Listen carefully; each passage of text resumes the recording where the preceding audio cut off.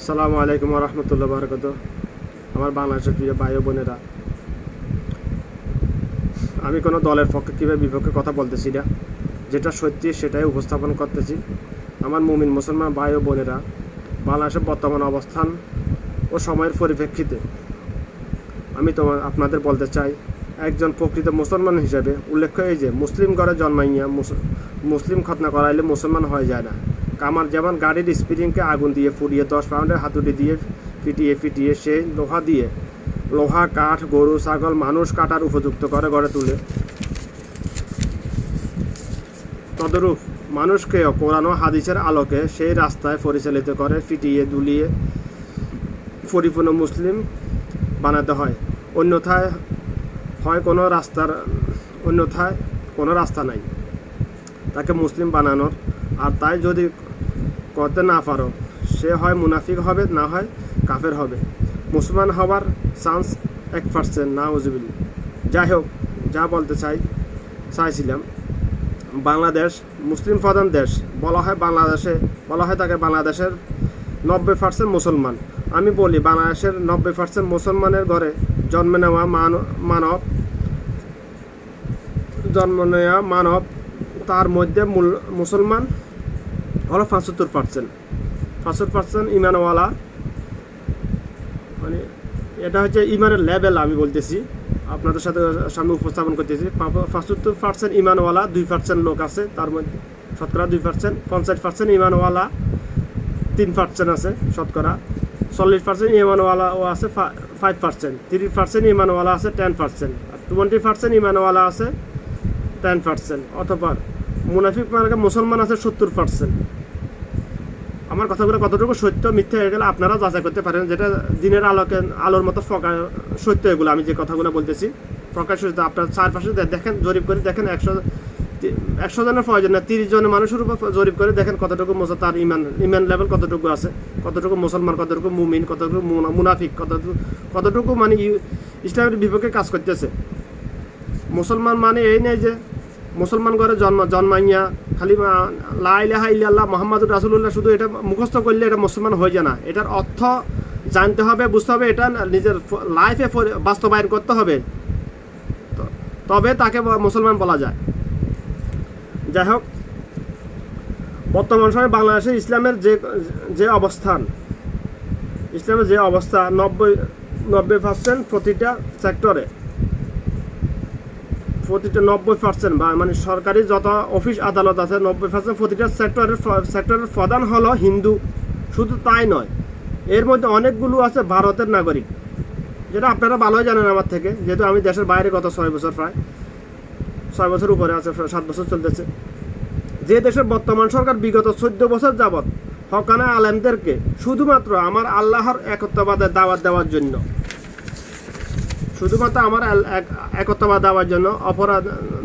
দাওয়াত দেওয়ার অপরাধে জেলে বন্দী করে কতজনকে হুইল চেয়ার বসিয়ে দিয়েছে, এটার প্রকাশ্য প্রমাণ সবাই জানেন, কিন্তু সবাই স্বীকার করেন না। আমি কতটুকু সত্যি বলছি মিথ্যে এটা আপনারা ভালো জানা আমার থেকে। আমি একজনের কথা বলবো, আল্লামা দেলাওয়ার হোসেন সাইদি, আন্তর্জাতিক খ্যাতি সম্পন্ন, যাকে মক্কা কাবাঘরে ঢুকার, এই পৃথিবীতে যতজন মুমিন বান্দা আল্লাহর গোলাম কাবাঘরে ঢুকার এজাজত পাইছে, অনুমতি পাইছে, তার মধ্যে একজন দেলাওয়ার হোসেন সাইদি। সে নিজের মন গড়া মতো নিজের থেকে কোনো কথাই যে পুরো লাইফে বলে নাই। কারণ আমি ছোটবেলা থেকে তার ওয়াজ শুনে বড় হয়েছি। আমাকে আল্লাহ যতটুকু অভিযোগ, তার লাইফের এমন কোনো ওয়াজ না যেটা আমি শুনি নাই।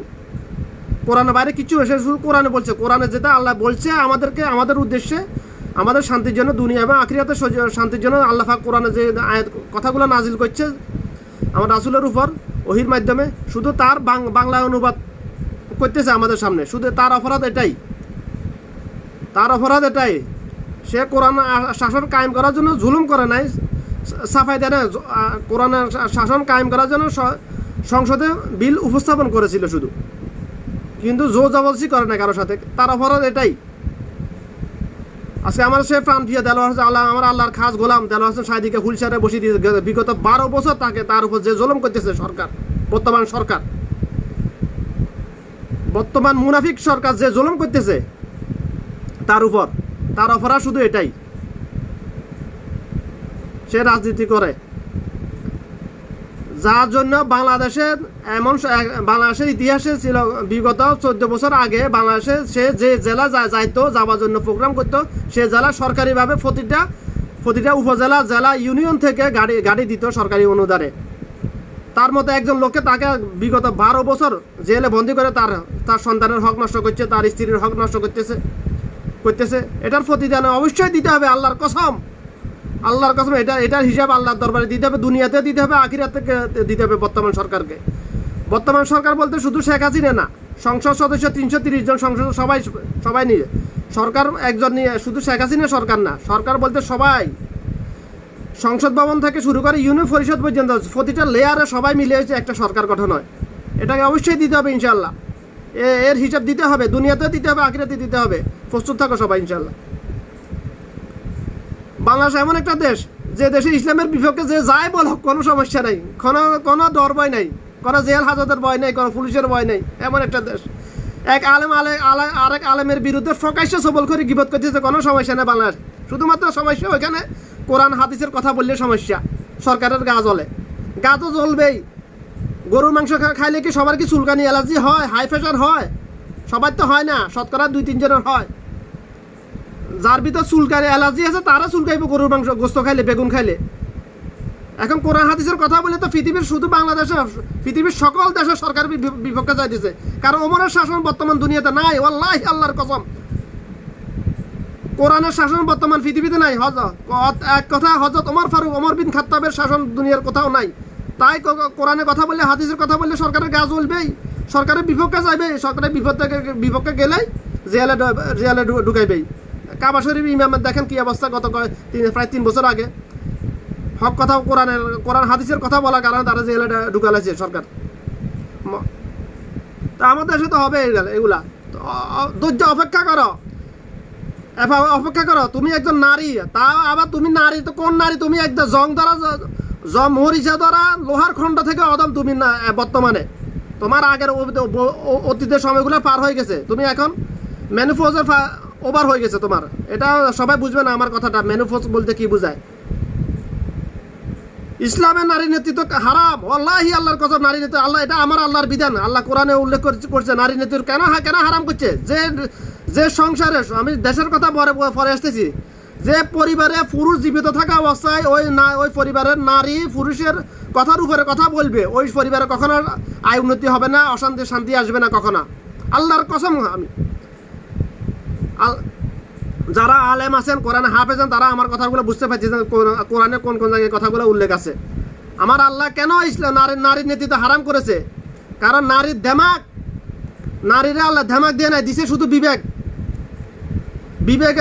দিয়ে মানুষ যায়, বিবেক দিয়ে নেয় নারীকে। আমি ভুল বলেছি, নারীকে আল্লাহ বিবেক দিয়ে না, শুধু আবেগ দিছে। আর আবেগ দিয়ে মানুষ প্রতিটা, শুধু নারী এবং পুরুষ উভয় আবেগ দিয়ে যাই করবে তাই গলত। আবেগ এবং বিবেক দিয়ে যেটা করবে ওটাই সহি, 100% সহি ওটা, আবেগ এবং বিবেক দিয়া।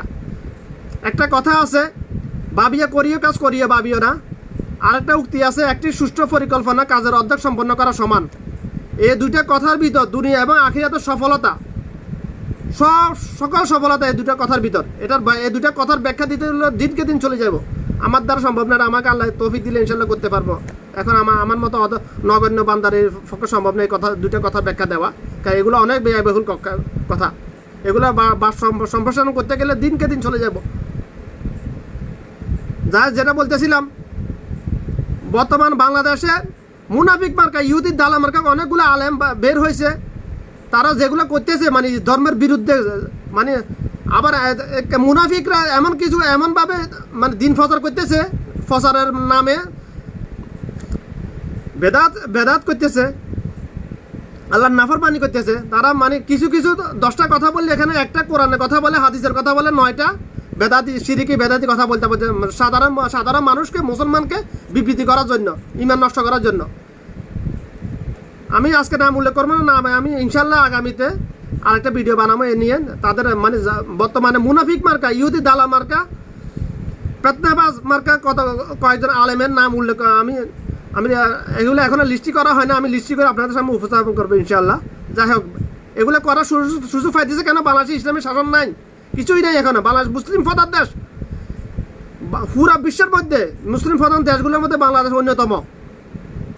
আমি যে দেশে আছি এটা আরব দেশের নাম, কিন্তু আরবের কিছু নেই এদের মধ্যে, কোরআনের কিছু নেই এদের মধ্যে। এরা সতীর্থে 99টা মিথ্যা কথা বলে, এবং শুধু তাই মিথ্যা কথা না, আল্লাহর কসম খাই মিথ্যা কথা বলে এরা। আমাকে আল্লাহ যতটুকু বিগত 6 বছরে দেখাইছে, আমরা বাঙালি পারি, আমরা বাঙালিরা বলি না, মিথ্যা কথা বলে, কিন্তু আল্লাহর কসম খাই মিথ্যা কথা। যখন বলে আল্লাহর কসম খাই কইতে পারবি না, তখন মুখ বন্ধ হয়ে যাওয়ার কথা বাড়ে না মুখ দিয়ে। আমরা বাঙালি এরকম, কারণ বাঙালিয়ার ইমান আর এদের ইমান অনেক আকাশ পাতাল পার্থক্য। একটা কথা আছে, সহজে যেটা পাওয়া যায় এটার মূল্য থাকে না, এটা সহজে পাই গেছে এরা, এই জন্য এদের কাছে মূল্য নেই। আমরা অনেক কষ্টে পাইছি আমরা ইমান। আর ইমানের ব্যাখ্যা দিতে হলে বছরকে বছর চলে যাব বড় বড় আলেমদের, হক্কানা আলেমদের। আমার দ্বারা সম্ভব না। ওমা তৌফিক ইল্লা বিল্লাহ, ইনশাআল্লাহ আল্লাহ তৌফিক দিলে করতে আমি বুঝাইতে পারবো। যাই, যেটা বলতেছিলাম, বর্তমান সরকার মুনাফিক সরকার। আমি কাফের বলতেছি না, কাফের বলবে এটা আমার আল্লাহ ভালো জানে, কাফের এটা আমার বলার দরকার নাই। মুনাফিক সরকার দুর্নীতি করতে পারে, দুর্নীতি করা স্বাভাবিক। দুর্নীতি বাংলাদেশের মানুষের রগে রগে। সবাই খালি দুনিয়ার স্বার্থে দেশের মানে টাকা আত্মসাৎ করার জন্য শুধু বলে আমরা শেখ মুজিবের কি বলা হয় নীতি নিয়ে অনুসরণ করতেছি, কিছু অনুসরণ করতে হয়। শেখ মুজিবের সকল বাসন বাজায় 21শে ফেব্রুয়ারি, 16 ডিসেম্বর, 26শে মার্চের সময় শুধু একটা বাসন বাজায় না, যে সবাই ফেজে স্বর্ণের খনি, তেলের খনি, আমি ফেজে চোরের খনি। এই বক্তব্যটাকে কখনো মাইকে বাজায় না বাংলা বর্তমান সরকার। এর আগে বাজাইছে ওই দিনও সরকার বাজাইছিল এগুলা। আবার বলে আমরা ফের শেখ মুজিবের আদর্শ চলি। শেখ মুজিবের আদর্শ তোমরা কি পাইছো, কি দেখছো তোমরা? এটা মুখে বলা কথা। শেখ মুজিবের আদর্শ কিছু নয়। শেখ মুজিবের আদর্শের মধ্যে নাই যে দেশের মাটি বিক্রি করে ইন্ডিয়ার মধ্যে দিয়ে দেওয়া, বাংলাদেশকে ইন্ডিয়ার অঙ্গরাজ্য হিসেবে পরিচালনা করা, এটা শেখ মুজিবের আদর্শ ছিল না। পারলে কোনো মায়ের হুত আমার কথাটা খান্দাও, ভুল প্রমাণ করো, এটা শেখ মুজিবের আদর্শ ছিল না। যে দুর্নীতি শেখ মুজিব দুর্নীতি করে নাই কখনো। তোমরা শেখ মুজিবের আদর্শ দোয়া দিয়ে দেশের লুটপাট করতেছ। আমাদের বাংলাদেশের 3 যুগ নিচে ফেলাইছে, লজে দিছ।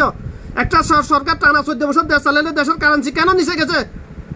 হারামখোরের বাচ্চা হগল, অমাঞ্চের বাচ্চা হগল,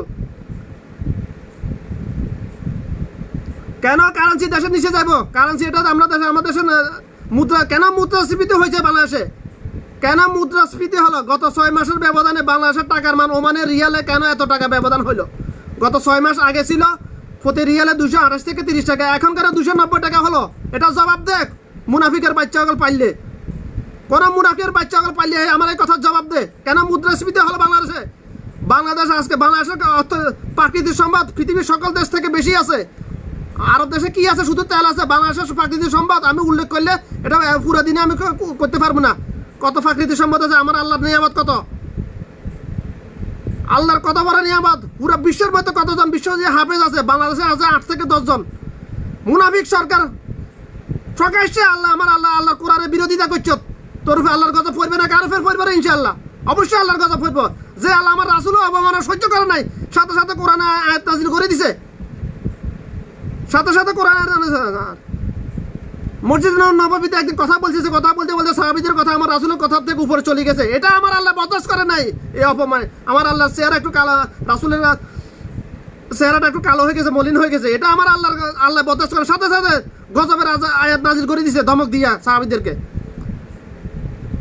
যে আল্লাহ আমার রাসূল অবমাননা সহ্য করতে পারে না, যে রাসূলের অবমাননা করে তাকে তার দুনিয়াতে থাকার অধিকার নাই, হক শেষ, হারায় ফেলছে, তাকে হত্যা করো। আমার আল্লাহর বিধান এটা আমার আল্লাহর বিধান, দুনিয়া কোনো মানুষের বিধান না এটা। কিন্তু আমার আল্লাহ রহমাতুল্লাহ আলামিন কোনো কাফেরের বেলায় এটা বলে, কোনো কাফেরের বেলায় বলে আমার আল্লাহ চাইলে কোনো কাফেরকে এক ফোঁটা পানিও পান করতে পারবে না। আমার আল্লাহ চাইলে পারে। আমার আল্লাহ কিছু করা বর্তমানে ফেরেশতা পাঠাই দেবে। আমার আবার শুধু মহান রাব্বুল আলামিন আমার মালিক, যার হাতে আমার জান, সে শুধু কোন বলতে দেরি, ফায়কুন হইতে সেকেন্ডের মিলিয়ন সেকেন্ড মিনি সেকেন্ড সময় লাগবে না, কোন বলতে দেরি শুধু। তোদের এখনো সময় আছে, এখনো খাঁটি তওবা করে এখনো সঠিক পথে ফিরে আয়। আমার আল্লাহ যে সকল খাস গোলাম হক্কানে আলেম তাদেরকে সবাইকে সেটাতে ফুলের মালা দিয়ে তাদেরকে কর, সংবর্ধনা দে। এখনো সময় আছে, গজব নাজিল হয়ে গেছে তোদের উপর। গজব আসতেছে, নাজিল হয়ে গেছে, আল্লাহি আল্লাহর কসম, গজব নাজিল হয়ে গেছে তোদের উপর, গজব আসতেছে, আস্তে আস্তে আসতেছে গজব। তুই তো একটা জং দ্বারা মরিস, লোহার খণ্ড থেকে অদম। ফেরাউন আমরা তোর থেকে হাজার হাজার গুণ শক্তিশালী ছিল। তাদেরকে ধ্বংস করার জন্য আমার আল্লাহ কি কোনো কামান ব্যবহার করছে, কোনো বন্দুক ব্যবহার করছে? আমার আল্লাহ শুধু কোন বলছে, ফায়কুন ধ্বংস হইতে দেরি হয় নাই ফেরাউনকে ধ্বংস করার জন্য। নমরুদকে শুধুমাত্র একটা ল্যাংড়া মশা দিয়ে ধ্বংস করে দিয়েছে, তার সুস্থ সবল মশা না। আমার আল্লাহ ফেরেশতা পাঠানোর প্রয়োজন নাই। সামুদ গোষ্ঠীকে কি করেছে? তখন ফেরেশতা পাঠাইছিল। এখন কেন গজব দিতেছে না তোদের উপর? তোদের আল্লাহর রহমত, আমার রাসূলের দোয়ার বরকতে। রাসূল পাক সাল্লাল্লাহু আলাইহি ওয়াসাল্লামের আগে পৃথিবীতে যত নবী রাসূল আছে সবার উম্মতে যখন পাপ, বাংলা কথা হচ্ছে গাবিন হয়ে গেছে, নাফরমানি করতে গেছে, যখন সীমার অতীত, তখন আল্লাহর গজব সাথে সাথে গজব দিয়ে তাদেরকে লন্ডভন্ড করে দিছে। কাউকে জমি নিচে দাবাই দিছে, কাউকে মাটির উপর দিকে উল্টাই দিছে, কাউকে মানে সমকামিতার কারণে যে যেখানে ছিল যে অবস্থায় ওই অবস্থায় ধ্বংস করে দিছে। এখনো আছে মমিগুলো, তাদের লাশগুলো এখন অক্ষত আছে।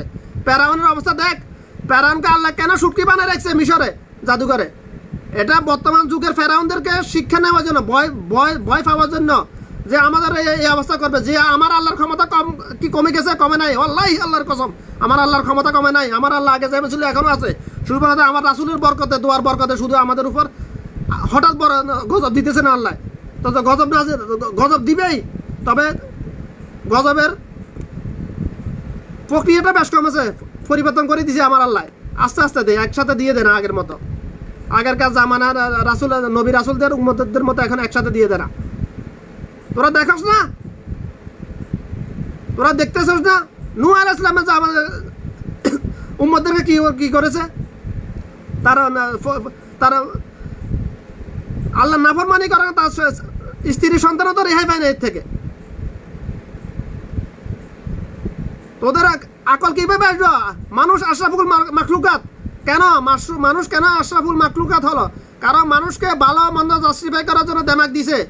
ফেরেশতাকে দেয় নাই, ফেরেশতার কোনো জ্ঞান বুদ্ধি নাই, চিন্তা ভাবনা করার কোনো ক্ষমতাই নাই ফেরেশতারা আল্লাহ যেটা বলবো ওটাই। আল্লাহ যদি বলে উঠতে থাকবো সারা কিয়ামত পর্যন্ত, যদি বলে সে খাড়ায় থাক, কিয়ামত দাঁড়ায় থাকবো। তোরা দেখস না, তোরা কোরআন পড়বি, এটার অর্থ যেটা শুনবি ওটা তোদের চোখের সামনে বাসে না কেন?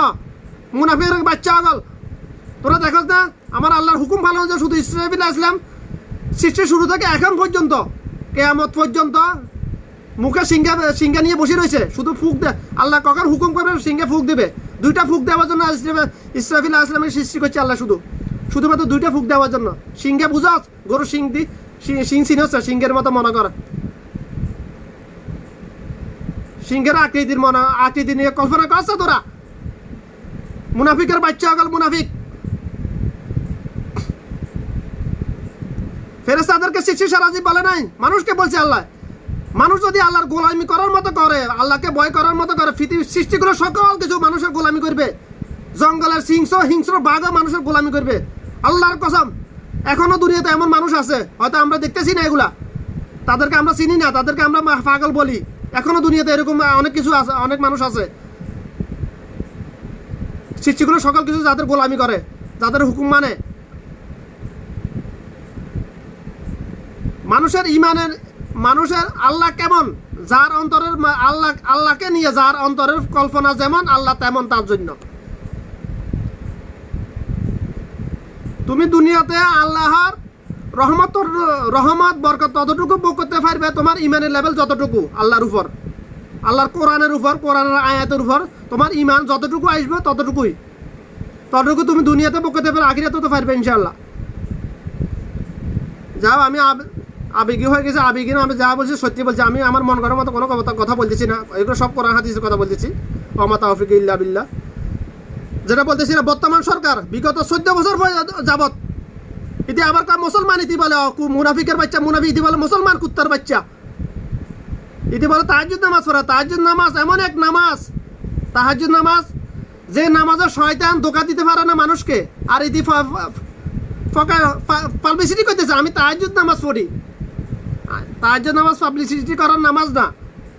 ফরজ ইবাদতের মধ্যে ইসলামের রুকন 5টি: কালিমা, নামাজ, রোজা, হজ, জাকাত। সর্বপ্রথম সর্বোচ্চ স্তর হচ্ছে কালিমা। যার কালিমা নাই, ইমান নাই, তার কিছুই নেই। কোনো নেক আমলের কোনো 2 পয়সা যাররা পরিমাণ মূল্য নাই আল্লাহর কাছে, সিধা জাহান্নাম।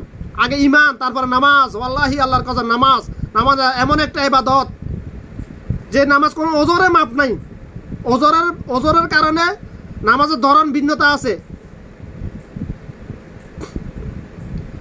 পুরুষের জন্য রাসূলের হাদিস সবগুলা। আমি রাসূলের হাদিসের কথা আমি বাংলা বলতেছি, আরবিটা বলতেছি না। আরবিটা বললে সবাই বুঝবে না, আলেমরা বুঝবে শুধু। তো আরবিটা বলি এখন লাভ কি? আমি বলতে পারি, আরবিটা আমি মুখস্থ করি না। প্রতিটা হাদিসের শুরুতে আছে কালা রাসূলুল্লাহ সাল্লাল্লাহু আলাইহি ওয়াসাল্লাম। তো বাকি এটা অনেকে বুঝে, কিন্তু বাকিটা কেউ বুঝবে না। তো আরবি বলি কি করবো, বাংলা বলতেছি আমি।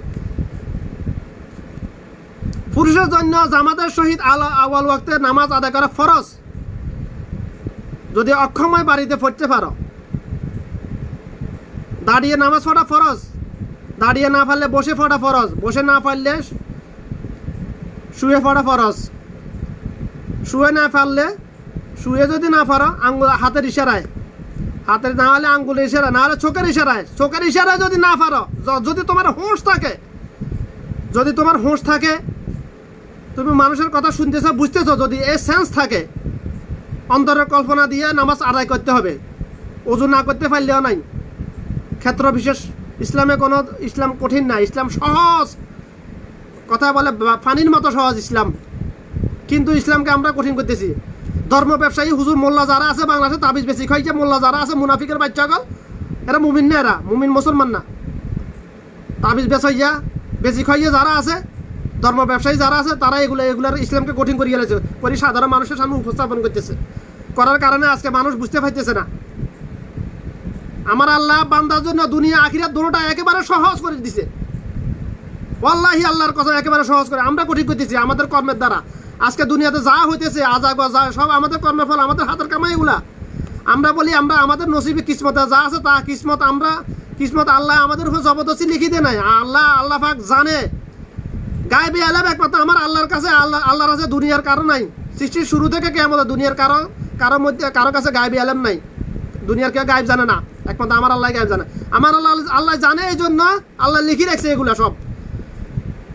আমি কি করব, কি খাবো, কি বলবো, কি আকাম কুকা করবো, কি ভালো কাজ, আমার আল্লাহ জানে, এই জন্য আমার আল্লাহ লিখে রাখছে। তার মানে এই না যে আমি এগুলা করা লাগবে, বাধ্যতামূলক না। আমি আমার কর্মের দ্বারা, আমারও যদি আল্লাহ আমার কপালে যদি হেদায়েত থাকে, হেদায়েতটা আমার নসিবে থাকতে হবে, শুধু এটাই। হেদায়েত তাও আমার চেষ্টার ফলে পরবর্তীতে এটা আমাকে চেষ্টা করতে হবে। হেদায়েতের জন্য আগে চেষ্টা করতে হবে।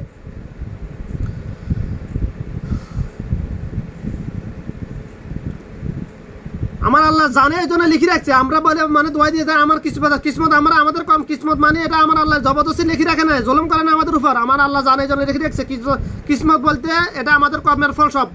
আজকে দুনিয়াতে যে আজাব গজা 2 বছর আনা, 2 বছর হুরা দুনিয়া করোনা নামক একটা ভাইরাস, যাররা পরিমাণ, যেটা খালি চোখে দেখা যায় না, ওই ভাইরাসের কত ক্ষমতা। ওয়াল্লাহি আল্লাহর, এটা ভাইরাসের ক্ষমতা না, এটা আমার আল্লাহর ক্ষমতা প্রকাশ করছে দুনিয়ার কাফেরদের, মুনাফিকদেরকে দেখানো, বোঝানোর জন্য, মনে অন্তর্ভিতরে একটু ভয় ঢুকানোর জন্য। এটা আমার আল্লাহর ক্ষমতা প্রকাশ করছে, এটা অন্য কিছু না। এটা করোনার ক্ষমতা নেই। তোরা কি মনে করছ রে মুনাফিকের বাচ্চা হল? তোরা মনে করোনার ক্ষমতা আছে? করোনার কি চিন্তা শক্তি আছে? করোনা যদি চিন্তা শক্তি চাইতো, তোরা 24 ঘন্টা মাস্ক লাগাই রাখছ না? মাস্ক কতটা খাবার টাইমে খুলরা না? করোনা তো এখানে বসে থাকতে পারতো, মাস্ক খুললে আবার ভিতরে ঢুকে যেতে পারতো। করোনা যদি নিজস্ব কোনো ক্ষমতা থাকতো। করোনারে আল্লাহ যখন যারা দরজানো হুকুম করে তারা ধরতে পারে, এর বেশি কিছু না। তোরা দেখোস না করোনার উসুল্লা আল্লাহ দুনিয়া থেকে কত মুনাফিক কাফেরকে নিয়ে গেছে, লক্ষ লক্ষ মুনাফিক কাফেরকে দুনিয়া থেকে বিদায় করে নিয়ে গেছে। আর তোরা কি করছ? করোনা নাম এটারে তোরা পুঁজি বানাইয়া পুরা দুনিয়াতে লুটপাট শুরু করছে। তোরা আরো আল্লাহর ভয় তো মন্দরে ঢুকা তো দূরের কথা, মুনাফিক কাফেরের বাচ্চারা তোরা করোনাকে পুঁজি করে পুরা দুনিয়ার মানুষের উপর জুলুম শুরু করছে। প্রতিটা দেশের সরকার এটার ব্যবসা বানালাইছে তোরা টানা 2 বছর। এখনো এটা ইয়া করতে খরচ নাই, সারস নাই তোদের উপর, এটা জানাই। এখনো তোদের উপর এটার প্রভাব যায় নাই। তোরা এটার পুঁজি করে পুরো লুটটা শুরু করছে তারা উল্টা। বাংলাদেশে জন্ম হয়েছে বাংলাদেশের নাগরিকের, বাংলাদেশে যারা বাংলাদেশে তাদের করোনা টেস্ট করতে 100 টাকা 200 টাকা লাগে। হারামখোর সরকার, কুত্তার বাচ্চা। আমরা প্রবাসীরা কি করছি রে কুত্তার বাচ্চা? প্রবাসী রয়েছে বাংলাদেশের মেরুদণ্ড, কুত্তার বাচ্চা এসে কাফের মুনাফিকের বাচ্চা মুনাফিক। প্রবাসীদের উপর কেন এত জুলুম? বাংলাদেশের জন্ম হয়েছে বিদেশে আসা কি অপরাধ? মুনাফিকের বাচ্চা মুনাফিকে গল। হ্যাঁ, প্রবাসীদের কেন করোনা টেস্ট করে 2000 টাকা লাগবে? আমরা এখান থেকে 24 ঘন্টার মধ্যে করোনা টেস্ট করে যাওয়ার পর দেশে কেন আবার কোয়ারেন্টাইন নামে 10,000 টাকা খাইছ আমার থেকে? এই কুত্তার বাচ্চা গল, আমার থেকে 10,000 টাকা সবার থেকে খাইছ। এটা কেন এই জুলুম কেন কুত্তার বাচ্চা? আবার কাজ প্রবাসীরা রেমিটেন্স পাড়া অবৈধ পথ বড় কুত্তার বাচ্চা। অবৈধ পথ রেখে অবৈধ পথে তোরা দুনিয়াতে আইস কুত্তার বাচ্চা। তোরা সিধা পথে দুনিয়াতে আইস না কুত্তার বাচ্চা গল, মুনাফিকের বাচ্চা গল। অবৈধ কাজ কি রে? আমার টাকা আমার কষ্ট টাকা আমি যেন মন চাই না ফাটামু কুত্তার বাচ্চা গল। প্রবাসীরা চাইলে, প্রবাসীদের ভিতর আকল নাই। প্রবাসীরা যদি চায় বাংলাদেশকে 6 মাসের ভিতর পুরো অচল করে দিয়ে বাংলাদেশের ব্যাংকিং ব্যবসা পুরো বন্ধ করে দিতে পারে প্রবাসীরা। কোনো ব্যাপার না, এটা প্রবাসীরা চাইলে করতে পারে না। কারণ আমরা প্রবাসীরা দেশের বেশি খাই না। তোরা যারা সরকার নামের মুনাফিকের বাচ্চা হলো, হারামখোরের বাচ্চা, তোরা দেশের বেশি করে। তোরা আজকে বাংলাদেশের মুদ্রাস্ফীতি কেন হলো? তোরা বিগত 14 বছরে দেশের লুটপাট করি প্রতিটা উন্নয়নের নামে 70% টাকা, 70% বাংলাদেশের সম্পদ লুটপাট করি তোরা বিদেশে সব বাজার করছ। এই জন্য বাংলাদেশের মুদ্রাস্ফীতি হয়েছে। এটা বাংলাদেশের সাধারণ জনগণ বুঝে না। বাংলাদেশের মানুষ তো মুদ্রাস্ফীতি কি এটাই জানে না। বাংলাদেশের মানুষের শুধু জানে তেলের দাম বাড়ে গেছে, চালের দাম বাড়ে গেছে। এটা কেন বাড়ছে এটাই তারা জানে না, অনুভব করতে পারে না। হারামখোরের বাচ্চা হল। আল্লাহর এত বড় গজব দেওয়ার পরে তোদের কোনো ইয়া হয় না, হুঁশ আসে নাই তোদের পরে একটু বিন্দুপাত তোদের ভিতরে দয়া তোদের। হ্যাঁ, মানুষ দুর্ভিক্ষ লাগি দিয়েছে, তোরা খাড়ে নিছে তেল লুয়ে রাখছ, চাল লুয়ে রাখছ। কুত্তার বাচ্চা হগল, হারামখোরের বাচ্চা হগল। আমারও ধরবি না? এক বাপের জন্ম হলে আমার ধর। আমি কি ভয় ভাই কথাগুলো বলতেছি রে? আমি লাইভে কখন আসি না, আজকে আমি অনেক অনিচ্ছাকৃতভাবে আমি না আসি পাইতে পারি নাই। আমি আজকে বিগত 6 মাস আমি শুধু চিন্তা পরিকল্পনা করছি লাইভে আসবো না নাকি আসবো না। লাইভে আসলে অনেকে মরবে এতে ভাইরাল হওয়ার জন্য এগুলো করতেছে। আমি ভাইরাল হওয়ার জন্য করতেছি না, আমি যা বলছি এটা আমার হক। আল্লাহি আল্লাহর কসম, এগুলো আমার হকের কথা বলতেছি। আমার মুমিন মুসলমান ভাই বোনদের সকালে হকের কথা বলতেছি আমি। যারা দেশে আছে তারা তোদের ভয়ে বলতে পারতেছে না। কুত্তার বাচ্চা হগল, হারামখোরের বাচ্চা হগল, মুনাফিকের বাচ্চা হগল, মুনাফিক। দেশ কি তোর বাপের সম্পদ? কুত্তার বাচ্চা, দেশ কি তোদের বাপের সম্পত্তি? বাংলাদেশের জনগণ তোদের গোলাম না। তোরা সরকারি কর্মচারী কর্মকর্তারা জনগণের গোলাম। এটা কথা মনে রাখ, এটা আমার আল্লাহর বিধান। এটা জনগণ তোদের গোলাম না। মানুষ এটা বুঝতে পারে না যে তোদেরকে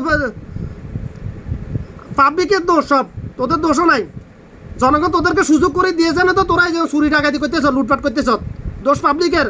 হারামখোরের বাচ্চা হগল, মুনাফিকের বাচ্চা হগল পাবলিক। ভোটের সময় একটা ছায়ের জন্য নিজের ইমান বেশি এলায়। হারামখোরের বাচ্চা ছাঁকটা যে বিলাই আজকে বোর্ড আসছে ইউনিয়ন নির্বাচন জাতীয় ছাঁকটা খাইতেছ, ভিডিও আজকে খাইতেছ। কালকে ছাঁকটা যখন ক্ষমতা আসবে তারা 5 টাকা 10 টাকা দিয়ে কিনে খাই দেবো। হারামখোরের বাচ্চা হগল। ভোট এটা নাগরিক অধিকার। এটা ভোট যারা ভোট দিবে এটার জন্য ধরবে, এটার জন্য জবাব দিতে হবে সকল নাগরিককে। কারা ভোট দিছ, কেন দিছ? টাকা খাই ভোট দিছ না যা ভালো মন্দ যাচাই করে ভোট দিছ? সবাই খারাপ হলে তো ভালোকে তারা ভোট দাও। বাংলাদেশের বর্তমান সময়ের কথা পরিপ্রেক্ষিতে আমি কথাটা বলতেছি। বর্তমান সরকার পূজা মণ্ডপের জন্য অনুদান দেয়, দুর্গা পূজার জন্য, শারদী পূজার জন্য, মা কালী পূজার জন্য, বিভিন্ন পূজার জন্য অনুদান দেয়, পুলিশ প্রোটেকশন দেয়। কুত্তার বাচ্চা, হারামখোরের বাচ্চা, মুনাফিকের বাচ্চা পুলিশ প্রোটেকশন দেয়। অথচ আমরা আল্লাহ দিনের কথা বলার জন্য, ওয়াজ মাহফিলের জন্য থানা থেকে পারমিশন নেওয়া লাগে। এটা বলে মুসলিম প্রধান দেশ, মুসলমান দেশের মুসলমান। তোরা কিসের মুসলমান রে? মুনাফিকের বাচ্চা গেল। তোরা মুসলমান দাবি করস কেন রে? একটা ওয়াজ মাহফিলে কত হাজার লোক থাকে, পুলিশ থাকে কতজন রে? মুনাফিকের বাচ্চা, তোরা মুসলমান দাবি করস কেন? ওয়াজ খালি শুনলে হবে না, ওয়াজ আমল করতে হবে। যখন যেটা শুনছ কোরআন আয়াত, যখন যেটা শুনবি ওই মুহূর্ত থেকে ওটা আমল করতে হবে। আল্লাহর কসম, কোরআন শুধু শোনার জন্য না, কোরআন শুধু 1 হরফে 10 নাকি এটার জন্য না। কোরআন দুনিয়া আখিরাত, কোরআন দেশ পরিচালনা করার জন্য, মানব জীবনে জন্ম থেকে কবরে যাওয়ার পর্যন্ত মানব জীবনটা পরিচালনা করার জন্য কোরআন নাজিল করছে আল্লাহ। শুধু 1 হরফে 10 নেকি, এটার জন্য না, তেলাওয়াত করার জন্য না। বিদাত সব তোদের মধ্যে। তোরা ওয়াজ শুনাস, যেদিন রাতের 12টা 1টা ওয়াজ শুনে কিন্তু ফজর নামাজ পড়ছ না, তোদের ইমান, এটা ইমান না? মুনাফিকের বাচ্চা গেল ইমান। তোদের এই ওয়াজে কি হইল? একজন আলেম পুরা কোরআনের সূরা ফাতিহা থেকে সূরা নাস পর্যন্ত বাংলা অনুবাদ করতে পারে, তাফসীর করতে পারে, কিন্তু সব জানে কিন্তু মানে না। তার মধ্যে আর একজন সাধারণ মুসলমান শুধু সূরা ফাতিহার তাফসীর জানে, যা জানে তাই মানে। ওই আলেমের থেকে একজন সাধারণ মুসলমান, মুমিন মুসলমান লক্ষ কোটি গুণ উত্তম আমার আল্লাহর দরবারে, লক্ষ কোটি গুণ উত্তম। যে জানে, যে মানে না, যে যা সামান্য জানে কিন্তু মানে, তার মধ্যে ব্যবধান। মরুভূমির ভিতর যদি মাঝখান থেকে যদি একটা বালিকণা নে, ওই বালিকণা হচ্ছে একজন মুমিন মুসলমান, যে জানে, যতটুকু জানে তাই মানে। আর পুরো মরুভূমি রয়েছে যে জানে কিন্তু মানে না। তোদের জানাতে কি হবে রে মুনাফিকের বাচ্চা হল? হ্যাঁ, একজন ইঞ্জিনিয়ার হাতে সব কিছু, একটা বিল্ডিং সব কিছু বানাতে পারে, কিন্তু হাতে নিজের জীবনে ইঞ্জিনিয়ার হয়েছে ভরা লাগে, কিন্তু জীবনে কখনো একটা ড্রয়িং করে একটা ঘর বানায় নাই। হাতের জানা 2 পয়সা মূল্য আছে নাই। তোদেরকে আর কিভাবে বুঝাবো আমি? আমার আল্লাহ যতটুকু তবে দিয়েছে, আমার তৌফিক ইল্লা বিল্লাহ, যতটুকু আমি বুঝাইতে পারতেছি আমি, এর বেশি না। অথচ আমার ওয়াজ মাহফিলে, যেটা বলতেছিলাম আমি, ওয়াজ মাহফিলে তোদের থানার পারমিশন লাগে। কাফেরের বাচ্চা হগল, মুনাফিকের বাচ্চা হগল, মুনাফিক তোরা মুসলমান দাবি করস কেন রে কুত্তার বাচ্চা হগল? বাংলাদেশকে হিন্দু প্রধান দেশ না মুসলিম প্রধান দেশ? ইন্ডিয়া দেয় না হিন্দু প্রধান দেশ, এই জন্য মুসলমানদের উপর অত্যাচার করতেছে, মসজিদে ঢুকে মারতেছে, জোর জবরদস্তি বলো হরি হরিরাম এগুলো বলা লোয়াইতেছে তাদেরকে দিয়ে। এটা কি ইন্ডিয়া ফাইসাদ? সরকারের দোষ দিয়ে লাভ নাই। বাংলাদেশে মুসলমানের ঘরে জন্ম, কিন্তু মুসলমান না, শতকরা 95%। কোন মায়ের ফুট ফাইলে আমার কথাটা খান্ডা দেখে আমারে, আর 10 জন আলেমান আমার সামনে ফাইলে, 10 জন আলেমান, হক্কানে আলেমান, যারা পুরা কোরআন তাফসীর করতে পারে, আমার কথাটা ফাইলে খান্ডা। বাংলাদেশে 95% পরিপূর্ণ মুসলমান না, মুনাফিক মার্কে মুসলমান বাংলাদেশে 95%। আর পুরা পৃথিবীর মধ্যে সবচেয়ে শিরিক বেদাত বেশি বাংলাদেশে। শিরিক এটা কি, এটা বুঝতে পারে না বাঙালি শালার। বেদাত কি এটা বুঝতে পারে? জীবদা সবল কি এটা কি, এটা বুঝতে পারে না শালার। কত বড় জঘন্যতা একদম শিরিক করার পর মুসলমানের ঘরে জন্ম। তোরা মনে করো ইমান, আমি মুসলমানের ঘরে জন্ম হয়েছি, ইল্লা আমি মুসলমান, আর ইমান আছে? এত সস্তা না ইমান। মক্তব্য ফোটাইছে লা ইলাহা ইল্লাল্লাহু মুহাম্মাদুর রাসূলুল্লাহ। আমি সাক্ষ্য দিতেছি আল্লাহ তাআলা ব্যতীত ইবাদতের উপযোগী আর কোনো মাবুদ হযরত মুহাম্মদ মুস্তাফা সাল্লাল্লাহু আলাইহি ওয়াসাল্লাম আল্লাহর প্রিয় বান্দা ও রাসূল। এটা শুধু পড়ি মুখস্থ করে এটার বাংলা অর্থ বললে হয়ে যাবে? এটা বুঝতে হবে, এটা অন্তরে এসে স্থাপন করতে হবে, এটার বিধান। তখন তুই মুসলমান হবি, তখন তোর ইমান আসবো। এটা মুখস্থ করলে ইমানওয়ালা হয়ে যায় না, মুমিন ইমানওয়ালা হয়ে যায় না। ইসলাম মানে কি, ইসলামের অর্থ কি জানোস তোরা? মুসলমানের অর্থ কি এটাই তো জানোস না বাংলাদেশের জনগণ। মুসলমানের জন্ম, মুসলমানের অর্থটা এটার ব্যাখ্যা দিতে হলে মাসকে মাস চলে যাব হক্কানা আলেমদের। আমার পক্ষে সম্ভব না। পারলে আমার কথাগুলো খান্ডা কেউ কোনো মায়ের হুত। আমি অনেক দুঃখের সাথে বলতেছি কথাগুলা। আজকে বাংলাদেশে পুরা পরিবেশ হিন্দুত্ববাদী পরিবেশ সৃষ্টি করে এলেছে বর্তমান মুনাফিক সরকার। হারাম ঘরের বাচ্চা এসেদের মানুষ দুর্নীতি করতে পারে, নিজের ধর্মের বিরুদ্ধে কেন কর্মকাণ্ড করে? কোনো হিন্দু, পৃথিবীর কোনো হিন্দু, কোনো খ্রিস্টান, কোনো বৌদ্ধ নিজের ধর্ম বেশি খায় না। একমাত্র মুসলমান ধর্ম বেশি খায়, ধর্মের বিরুদ্ধে কর্মকাণ্ড করতেছে। দুনিয়ার সাথে শুধু দুনিয়ার লোভে পড়ে, দুনিয়ার মোহে পড়ে। এক কুত্তার বাচ্চা, হারাম ঘরের বাচ্চা। দুনিয়ার সময়টা কি রে? দুনিয়ার সময়টা জাররা বুঝো, জাররা পরিমাণ। এটা অন্তর দিয়ে বোঝা লাগে, এটা চোখ দিয়ে বুঝতে পারি না, মিজান দিয়ে মারতে পারবি না। জাররা দুনিয়ার সময়টা আখিরাতের সময়ের তুলনায় জাররা পরিমাণ। এই পৃথিবীর 3 ভাগের গোটা পৃথিবীর যে আয়তন, তার 75% হচ্ছে পানি, জল, 25% হচ্ছে স্থল, ওই জল থেকে ওই জলের মধ্যে যদি একটা সুইচ ডুবাইয়া যদি উপর দিকে তুলো, ওই সুইচের মাথায় কতটুকু পানি উঠছে রে? এটাকে মনে কর যাররা দুনিয়ার হায়াত আখিরাতের হায়াতের সময়ের তুলনায় এতটুকুই। এই তুই সামান্য এই সময়টুকুর জন্য তুই কেন আখিরাত বরবাদ করতেছ? মুনাফিকরা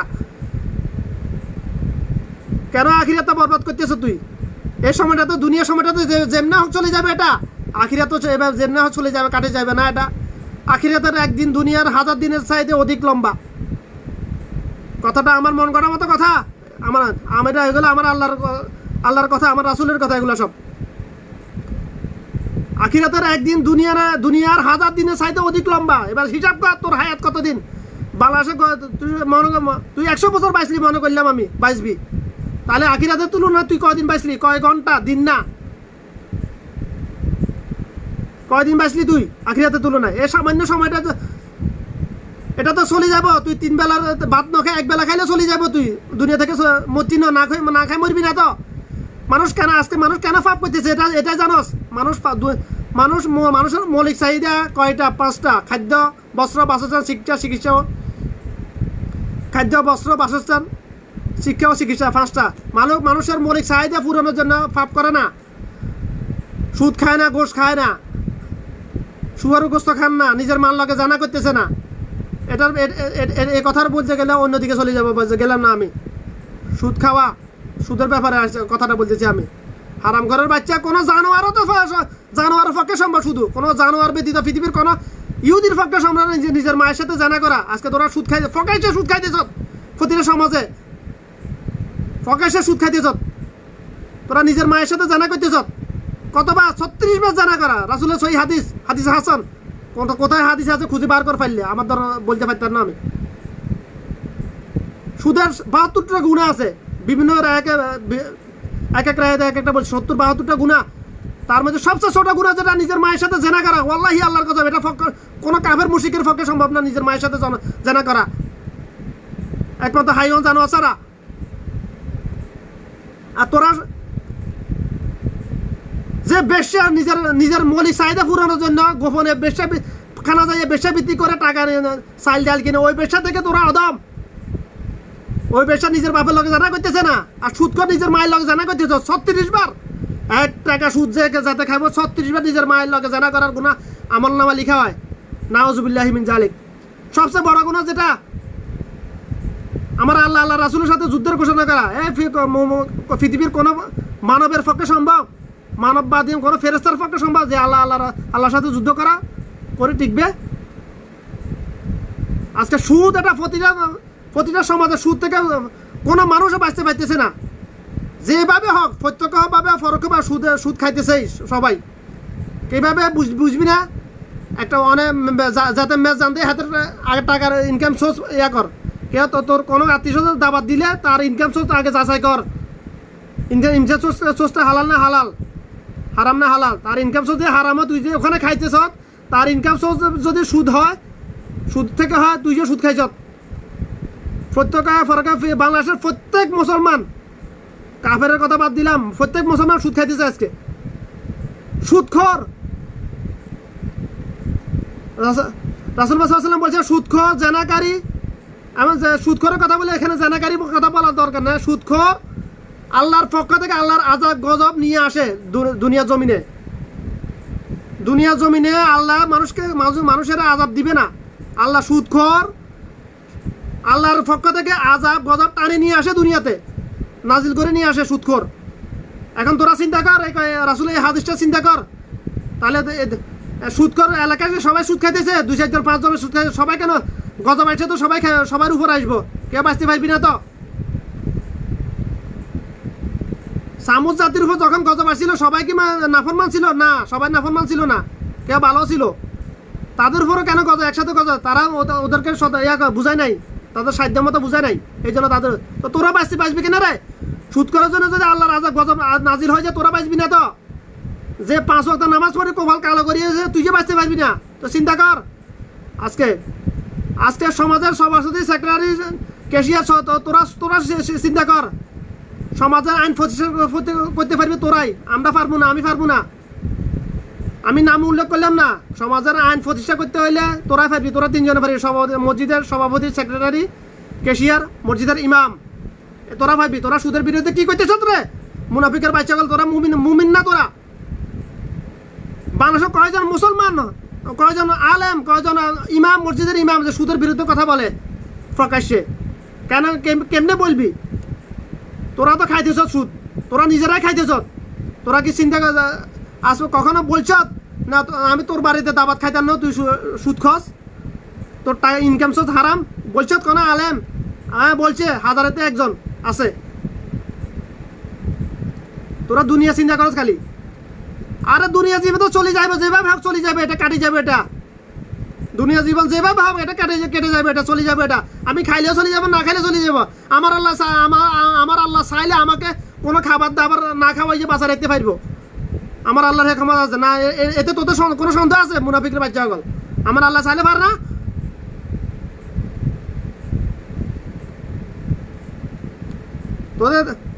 তোরা না দুনিয়া জীবন কাটার জন্য না পর্যন্ত খাবার দরকার নাই। মৌলিক চাহিদা পাঁচটার মধ্যে মানুষ মৌলিক চাহিদা পূরণের জন্য পাপ করে না, প্রয়োজনে অতিরিক্ত চাহিদার জন্য মানুষ পাপ করতেছে। আজকে হারামের দিকে দাবিতে হইতেছে, সুদ খাইতেছে, ঘুষ খাইতেছে।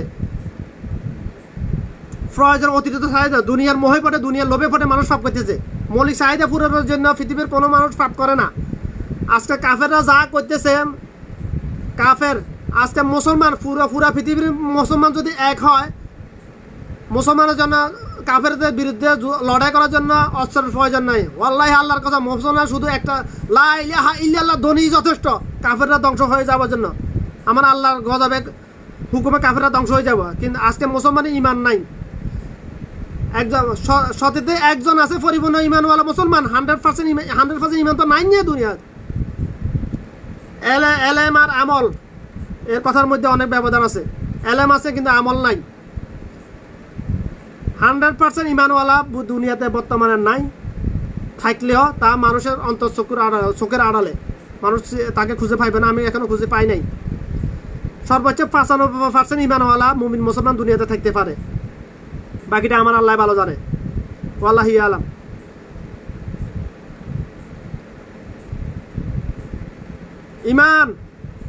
ইমান এত ইমান মুখে থাকে না, ইমান অন্তরে।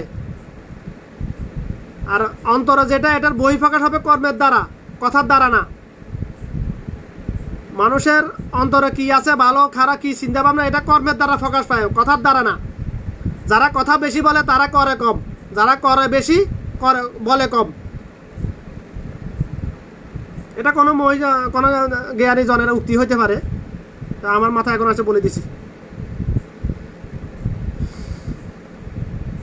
যাই যেটা বলতেছিলাম, তোরা মুনাফিকের বাচ্চা হল, কোনো ওয়াজ মাহফিল করতে লাগলে এখানে সব থানা পারমিশন নিয়ে ওয়াজ মাহফিল করতে লাগলে তোরা সব কুত্তা বাহিনী আসে, সব লন্ডভন্ড করে দিস। তোরা আবার মুসলমান দাবি করস কেন? এরা কাফের, তোরা তো কাফের। তোরা মুনাফিক না, তোরা কাফের। যারা ওয়াজ মাহফিলের হ্যান্ডেল ভাঙ্গস, তোরা কাফের। ওয়াল্লাহি আল্লাহর কসম, তোরা মুনাফিক না, তোরা কাফের। যারা কোরআনের বিরোধিতা যে করে, ওয়াজ মাহফিলে হ্যান্ডেল ভাঙ্গা মানে কোরআনের বিরোধিতা। কোরআনের বিরোধিতা যে করে সে কোরআন মানে না, তার মানে সে কাফের, সে প্রকাশ্য কাফের। আমি নাম তো বলতেছি না, কোন বাপের হুত আমার ইয়া করবি, আবার আটকাবি। কোরআন হাদিসের বিরুদ্ধে তো যে করবে, যে অস্বীকার যে করবে, সে তো কাফের। এটা আমার কথা না তো, এটা আমার আল্লাহর কথা, আমার রাসূলের কথা। এটা আজকে তোরা কি করতেছ? বিগত 14 বছর পর্যন্ত বাংলাদেশে কি করতেছ? বাংলাদেশে দুর্নীতি হইতেছে, দুর্নীতি বাঙালির রগে রগে ঢুকে গেছে। এটা ঢুকানো, সবাই ফাইছে স্বর্ণের খনি, তারা আমি ফাইছি সোরের খনি। কথাটা চিন্তা করেছে আগা কেন বলছে শেখ মুজিব?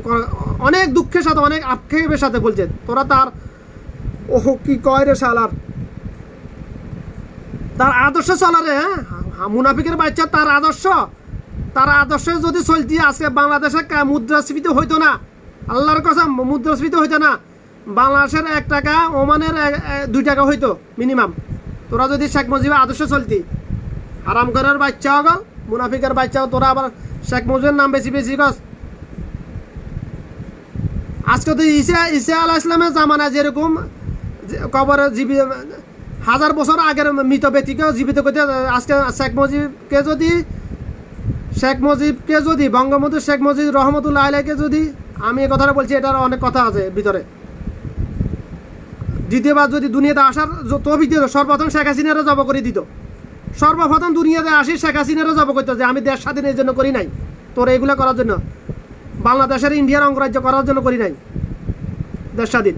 সর্বপ্রথম শেখ হাসিনারও জব করতো, তারপর সকল আমলা কামলা সবাই জব করা শুরু করতো। আজকে যদি যদি এমন তো হবে না বলতেছি, যদি এমন হইতো, আল্লাহ যদি আল্লাহ চাইলে পারে না, এমন কোনো কিছু না, আল্লাহ চাইলে পারে দুনিয়াতে পাঠাতে পারে, কয়েক মিনিটের জন্য কিংবা কয়েকদিন কয়েক ঘন্টা আল্লাহ চাইলে পারে, কিন্তু করবে না।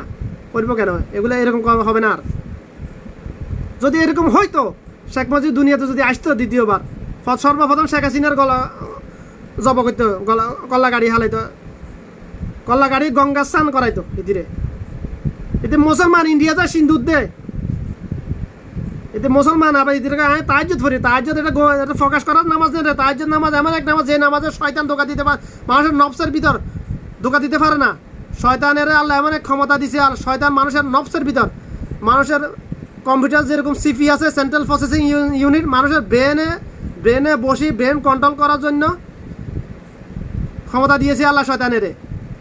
মানুষের ব্রেনে অন্তর যেটা চিন্তা করে, ব্রেনে ওটা কমান্ড করে, ব্রেন যেটা কমান্ড করে ওটা হাতে প্রকাশ পায় কর্মের দ্বারা। এই কথাটার ব্যাখ্যা দিতে হলে আমার সময় লাগবে, আমার ইনশাল্লাহ আমি দিতে পারবো। এটার অন্যদিকে চলে যাবো, বাদ দিলাম এটা। যাই যেটা বলতেছিলাম, আমার দেশের জনগণের বলতেছি, তোরা খারাপ, আমার রাসূলের সহিহ হাদিস, জনগণ খারাপ হলে শাসক আল্লাহ খারাপ বসাই দিব। তোরা খারাপ এই জন্য শাসক এরকম বসাইছে আল্লাহ। তোরা সরকারের খারাপ বলতে পারবি না, তোরা নিজেরা আগে নিজেরা ভালো হ। তোরা ভোটের সময় হলে সার বিনিময়ে ভোট বেশি ইচ্ছা, তোরা এটা বন্ধ কর। তোরা যেদিন এটা বন্ধ করবি, ওই মুনাফিক মার্কা যারা নির্বাচন করে, এমপি মন্ত্রী ইউনিয়ন মেম্বার চেয়ারম্যান, তারা এগুলো অটোমেটিক বন্ধ হয়ে যাবে। তোরা যদি চা না খাস ভোটের সময়, তারা আর করবে, তাদেরও আর কোটি কোটি টাকা খরচ হবে না, তারা এগুলোর জন্য এত দুর্নীতি করবে না, এগুলো তোলার জন্য। দোষ তাদের, পুরো তাদের দোষ না তো, সরকারের দোষ দিলে আপনি তো। একটা রাষ্ট্রীয় জাতীয় নির্বাচনে একজন এমপি মন্ত্রীর কত কোটি টাকা খরচ হয় জানাস? তোরা শুধু তোদেরকে চা খাওয়ানোর জন্য, মুনাফিকের বাচ্চা হগল, দোষ তোদের। তোরা চা খাওয়াছেন এই জন্য তো হাতের কোটি কোটি টাকা এগুলো কি হাতের বাদ দিয়ে সম্পত্তি বেশি আনবে নাকি? অনেক অনেক এমপি মন্ত্রী আছে যে মানে জনগণের সেবা করার উদ্দেশ্যে, সহি নিয়তে, সম্পূর্ণ জনগণের সেবা করার উদ্দেশ্যে নির্বাচন করতে আসে, কিন্তু নির্বাচন আগে হাতে বুঝে না এগুলা। যখন নির্বাচন করতে আসছে দেশের জনগণ এরকম এই অবস্থা, তখন হাতের আর উপায় থাকে না, কিছু করার নাই। হাতে কি বাদ দিয়ে সম্পত্তি, এত টাকা সম্পত্তি কারো কোনো বাপের আছে? থাকে, আছে বাংলাদেশে কোনো হারাম করে ছাড়া বাদ দিয়ে কোনো জমিদারের ভিতরে কোটি কোটি এত কোটি টাকা সম্পদ থাকে না, আছে সব হারাম করে ভিতর। তো দোষ কার? দোষ পাবলিকের দোষ। তোরা চা খাওয়াচ্ছেন এই জন্য তো লুটপাট হইতে হাতে চাল বেশি খাইলে, আর তোরা চা খাওয়া বন্ধ করে দে, হ্যাঁ তো চাল বেশি খাইতো না। দোষ কাদের?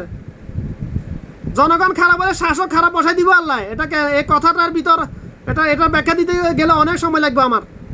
আমি পারবো ইনশাল্লাহ, ওমা তাওফিক ইল্লা বিল্লাহ, আলম লাগবে না এটা, আমি পারবো এটা ব্যাখ্যা দিতে। তোরা শুধু আমি শুধু একটা কথা বলবো জনগণের উদ্দেশ্যে, তোরা চা খাওয়া বন্ধ কর, সরকারও ঠিক হয়ে যাবে অটোমেটিক। সরকারও আর সুদ খাইতো না, ঘুষ খাইতো না, দেড়শোর বেশি খাইতো না, দুর্নীতি করতো না। কারণ একটা সরকারের একজন এমপি মন্ত্রীর ফ্যামিলির সদস্য কজন? 10 জন যদি হয়, জনপ্রতি যদি 10 লাখ টাকা খরচ করে, তার মাসে 10 লাখ টাকা খরচ করছে, হাতে দুর্নীতি করার প্রয়োজন নাই তো। আরে জনপ্রতি 1 লাখ টাকা কি খরচ হয়? হয় না তো। কোনো মুসলমান করতে পারে না, মুনাফিক মুসলমান করতে পারে। আজকে মুনাফিকের বাচ্চাগুলো বাংলাদেশের সরকার দলীয় লোক, এমপি মন্ত্রী, তোরা প্রকাশ্যে দিনের আলোকে 100% মিথ্যা কথা বলতেছ মাইকের সামনে, তাও আবার মাইকের সামনে। এটা সবাই জানে, আমার কথা বলা, আমার কথা কতটুকু সত্য মিথ্যা এটা সবাই জানে। এটা আমি মিথ্যা বলতেছি না একটা, সব প্রকাশ্যে। একজন কি মন্ত্রী, তথ্যমন্ত্রী, এত মুনাফিকের বাচ্চা, মুনাফিক এত 100 আর মিশা কথা কয়। হারাম ঘরের বাচ্চা এত মিশা কথা কেন করে? মুনাফিকের বাচ্চা, মুনাফিক। মিথ্যা কথা বলা একটা লিমিট থাকে, তাও আবার প্রকাশ্যে মাইকের সামনে মিথ্যা কথা বলে এতে, প্রতিটা কথা মিথ্যা কথা বলে এতে। মুনাফিকের বাচ্চা, মুনাফিক। আমি আরগুলার বললাম না, আরগুলার নাম সবগুলো একই অবস্থা।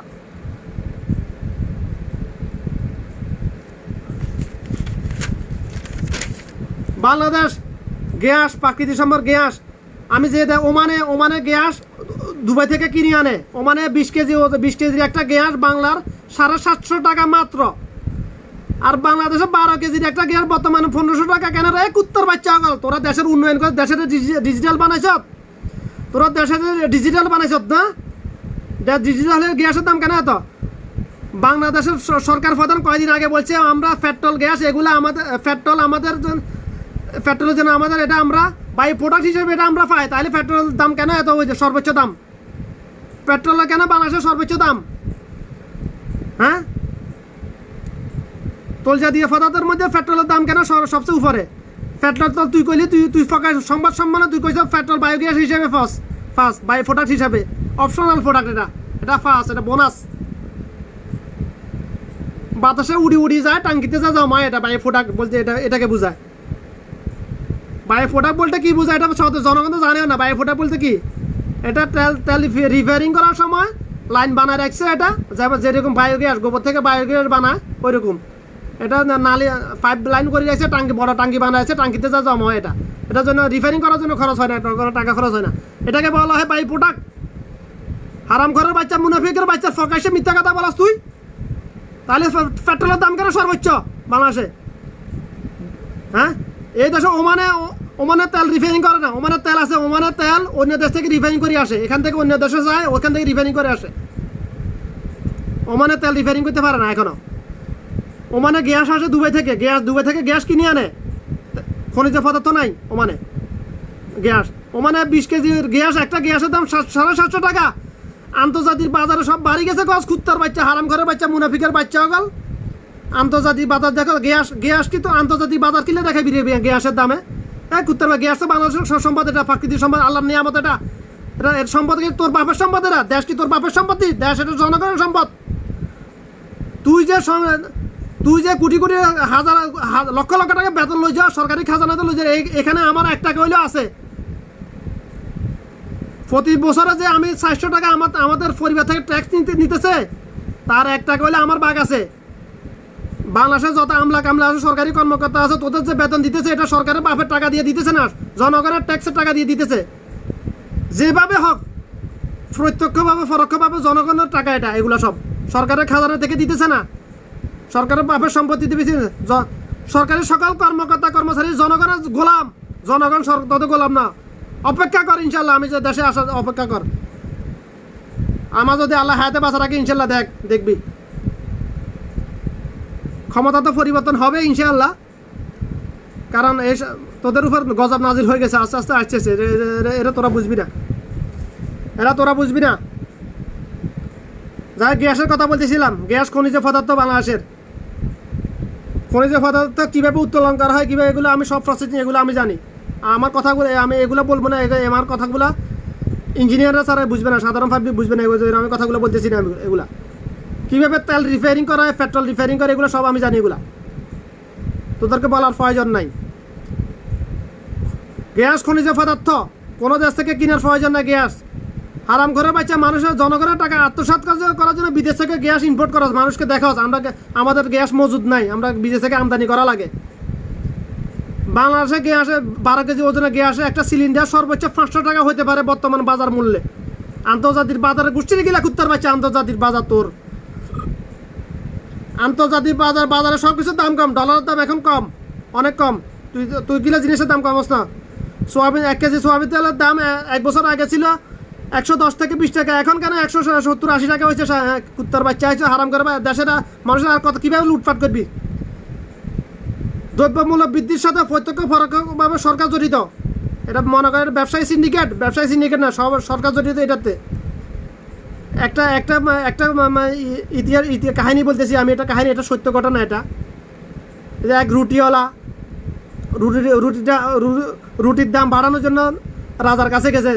আমার হোসেন আমার রুটির দাম বাড়াই দেবে। তো রাজা কত বাড়াই দেবে? 10 টাকা করে দেন, 5 টাকা রুটি 10 টাকা। রাজা কইছে 15 টাকা করে দে। 15 টাকা না, রাজা কইছে তো রুটির দাম আজকে থেকে 20 টাকা। তো এখানে পুরা রাজ্যে হাঙ্গামা সৃষ্টি হয়ে গেছে। এবার রাজার কাছে বিচার লয়ে গেছে, রাজার কাছে রুটির দাম কমানোর জন্য আবেদন করবে লেগেছে। তো রাজাকে রুটির দাম করে দিয়েছে 15 টাকা। তো করে গেছে ফজারা খুশি চলে গেছে রুটিওয়ালারে বসাইছে আবার দাঁড় করাইছে বলছে তো তুই রুটির দাম কত বাড়াইতে চাইছিলি 10 টাকা আমি করছি কত 15 টাকা 10 টাকা তোর 5 টাকা আমার আমিও খুশি তুইও খুশি রাজার ফজাও খুশি বাংলাদেশে বর্তমান সরকার এই টেকনিক অ্যাপ্লাই করছে আমার কথা কতটুকু সত্য ভিতরে তোরা যাচাই করে এটা বাংলাদেশের বর্তমান সরকার এই টেকনিকটা অ্যাপ্লাই করছে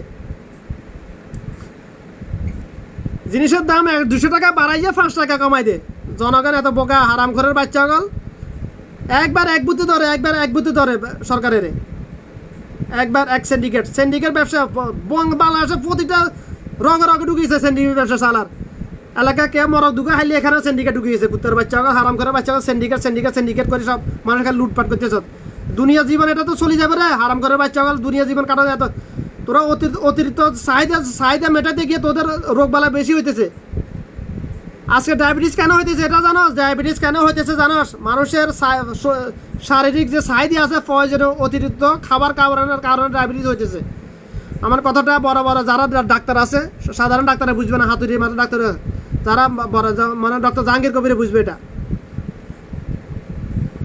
ডাক্তার মজিবুল হক বুঝবো 2 মজিবুল হক আছে মুজিবুর রহমান মজিবুল তারা বুঝে আমার কথাটা মানুষের প্রয়োজনের অতিরিক্ত খাওয়ার কারণে শুধু মানুষের ডায়াবেটিস হয় আমি এখানে একটা সুন্নত রাসূলের একটা হাদিস বলতেছি রাসূলের একটা সুন্নত আজকে প্রতিটা মুমিন মুসলমান হয় কিংবা কাফেররা যা সবাই পৃথিবীর সকল মানব যদি আমার রাসূলের একটা হাদিস যদি একটা সুন্নত যদি আমল করতে পারে জন্ম থেকে মৃত্যু পর্যন্ত ওয়াল্লাহি আল্লাহর কসম ডায়াবেটিস হবে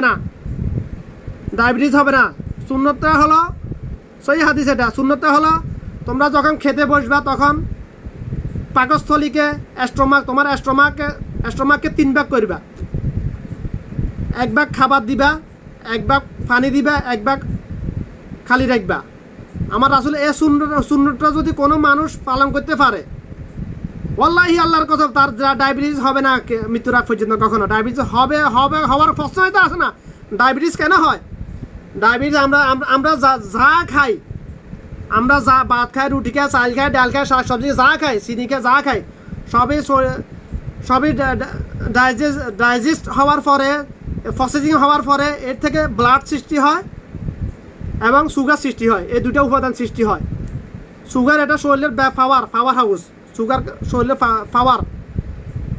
পাওয়ার হাউসের তেল যেরকম জ্বালানি যেরকম সুগারটা হচ্ছে মানবের দেহের জন্য জ্বালানি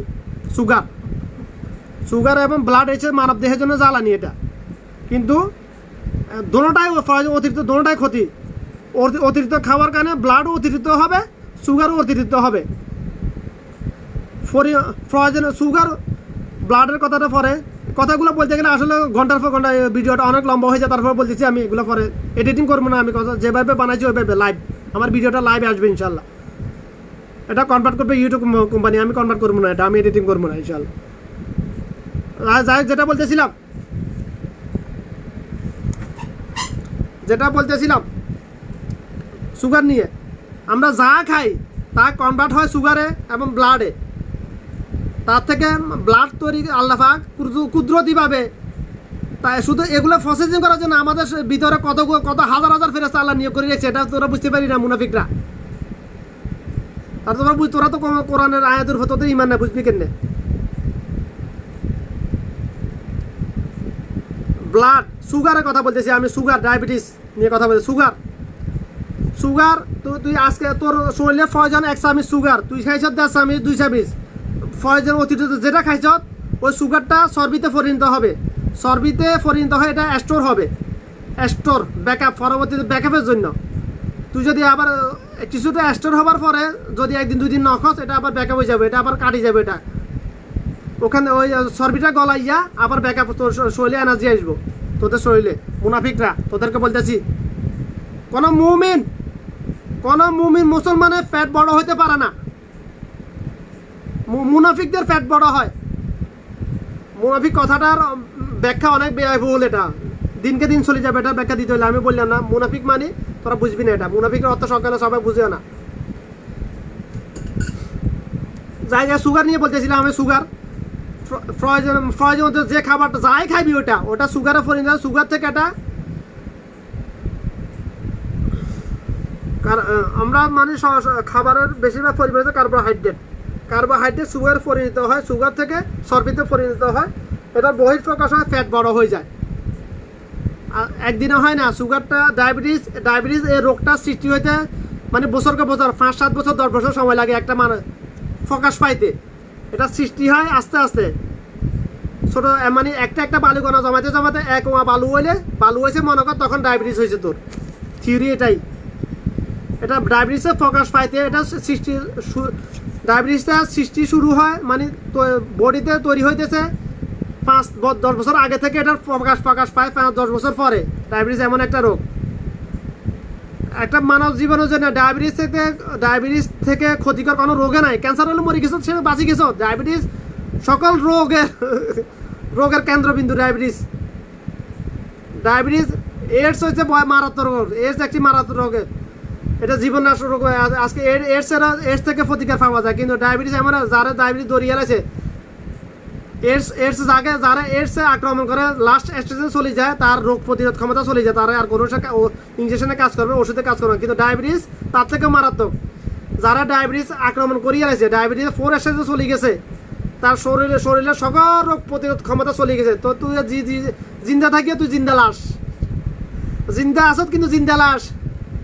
কি করবি মুনাফিকরা? আজকে থেকে আমার রাসূলের ওই সুন্নতটা পালন কর, এখনো সময় আছে। ডায়াবেটিস থেকে বাঁচি থাকতে পারবি, আল্লাহ বাঁচা রাখবি ইনশাআল্লাহ।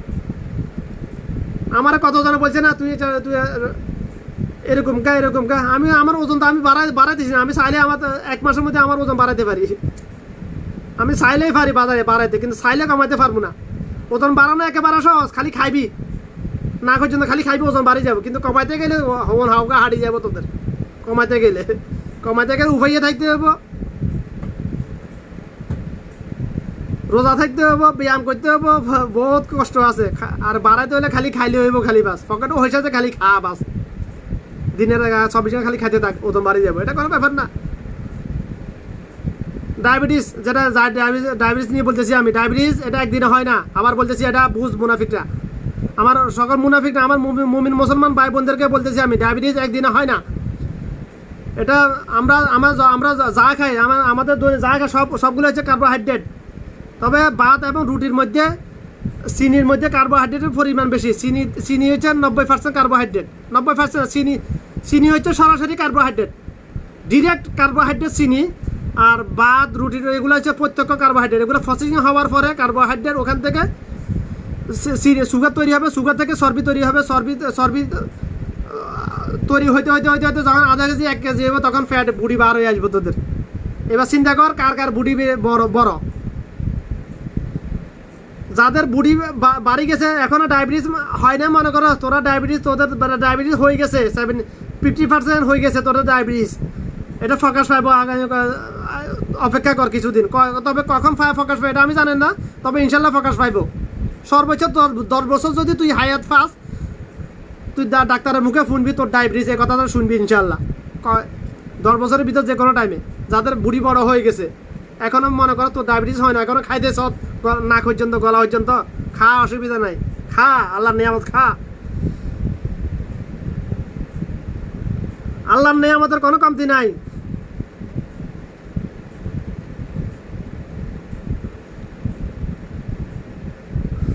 কি বলতেছেন? আল্লাহর নিয়ামতের কোনো কমতি নাই। মুনাফিকে এটাই বুঝে না, মুনাফিকে এটাই বুঝতে এটার উপরে ইমান নাই। তোরা দেখোস না, হাজার বছর পুরো আগে থেকে খনি থেকে তেল তুলতেছে, এখন পর্যন্ত তেল শেষ হইতেছে না। পাথরের পাহাড় কাটতেছে, আজকে কাটতেছে, রাত্রে আবার পুরো হয়ে গেছে, ওই যেতেছে। তোদের তারপরে দামাকে আসতেছে না, যেটা তোদের সামনে দেখতেছ যে আমি বলতেছি আমার আল্লাহর নিয়ামতের কমতি হবে না কিয়ামত পর্যন্ত নিয়ামতের বক্ষণ করলেও। তোদের এই কথাটা বিশ্বাস হইতেছে না কেন রে মুনাফিকরা? হ্যাঁ,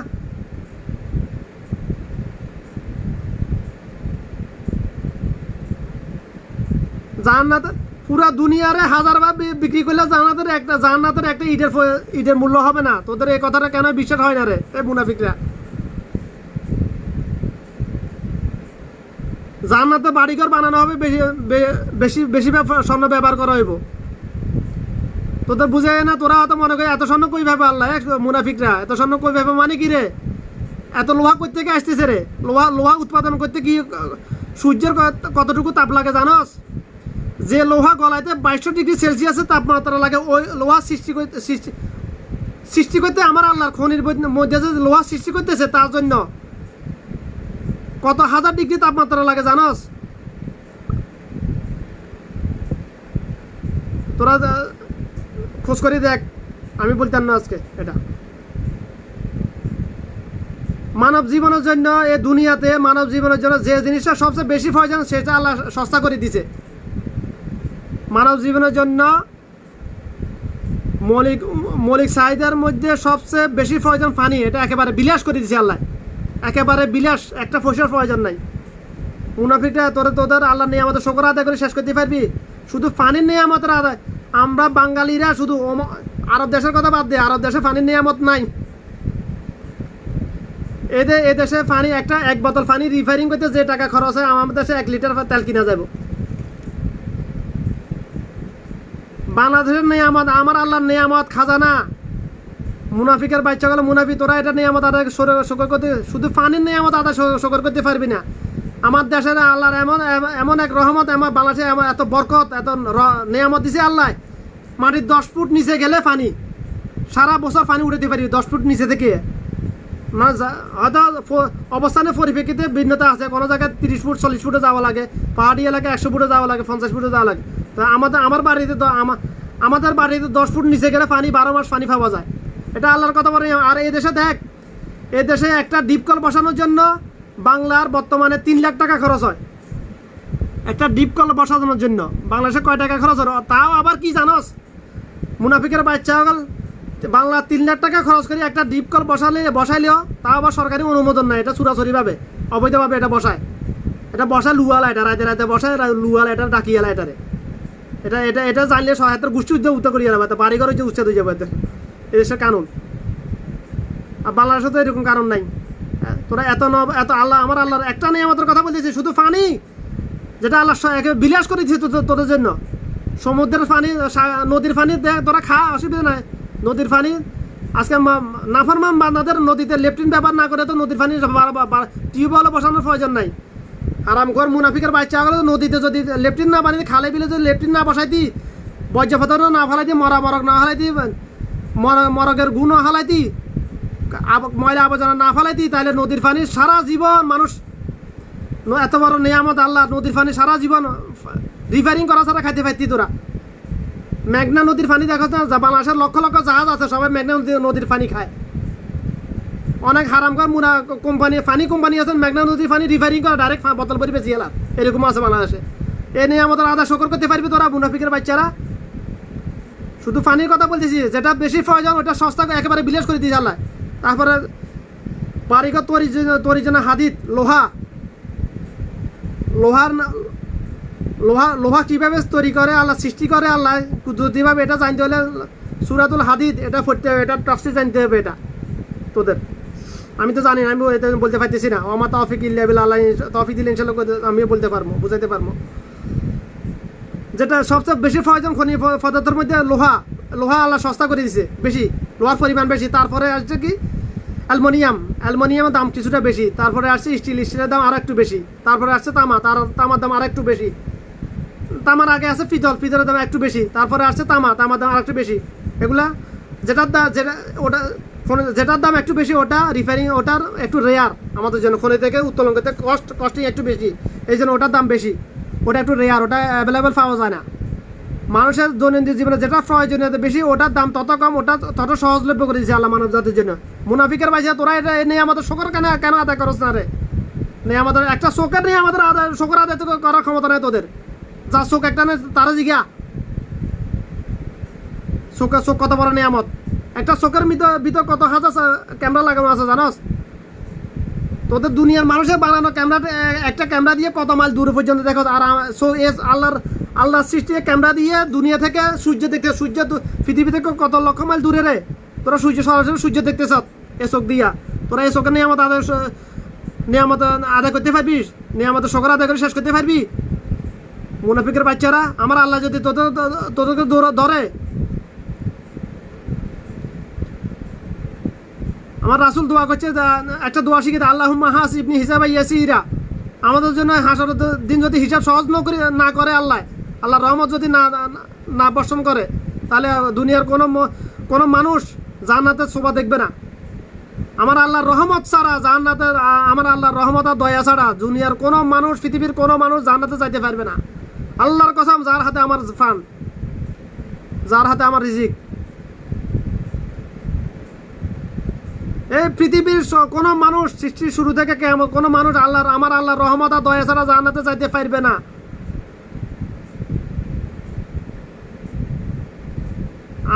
আমি যে কথা বলতেছি, এই কথা যে কত বড় নিয়ামত, এই কথা বলার জন্য কয়জন ফেরেশতা এখানে ডিউটি করতেছে জানোস?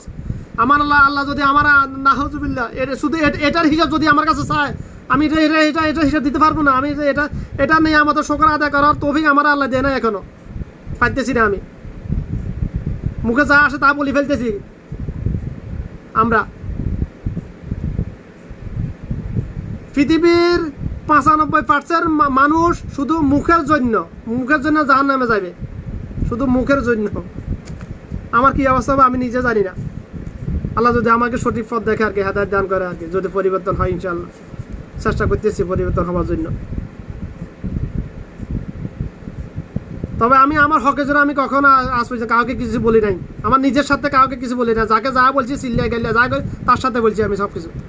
আমার নিজের সাথে আমি কখনো কাউকে কিছু বলি না।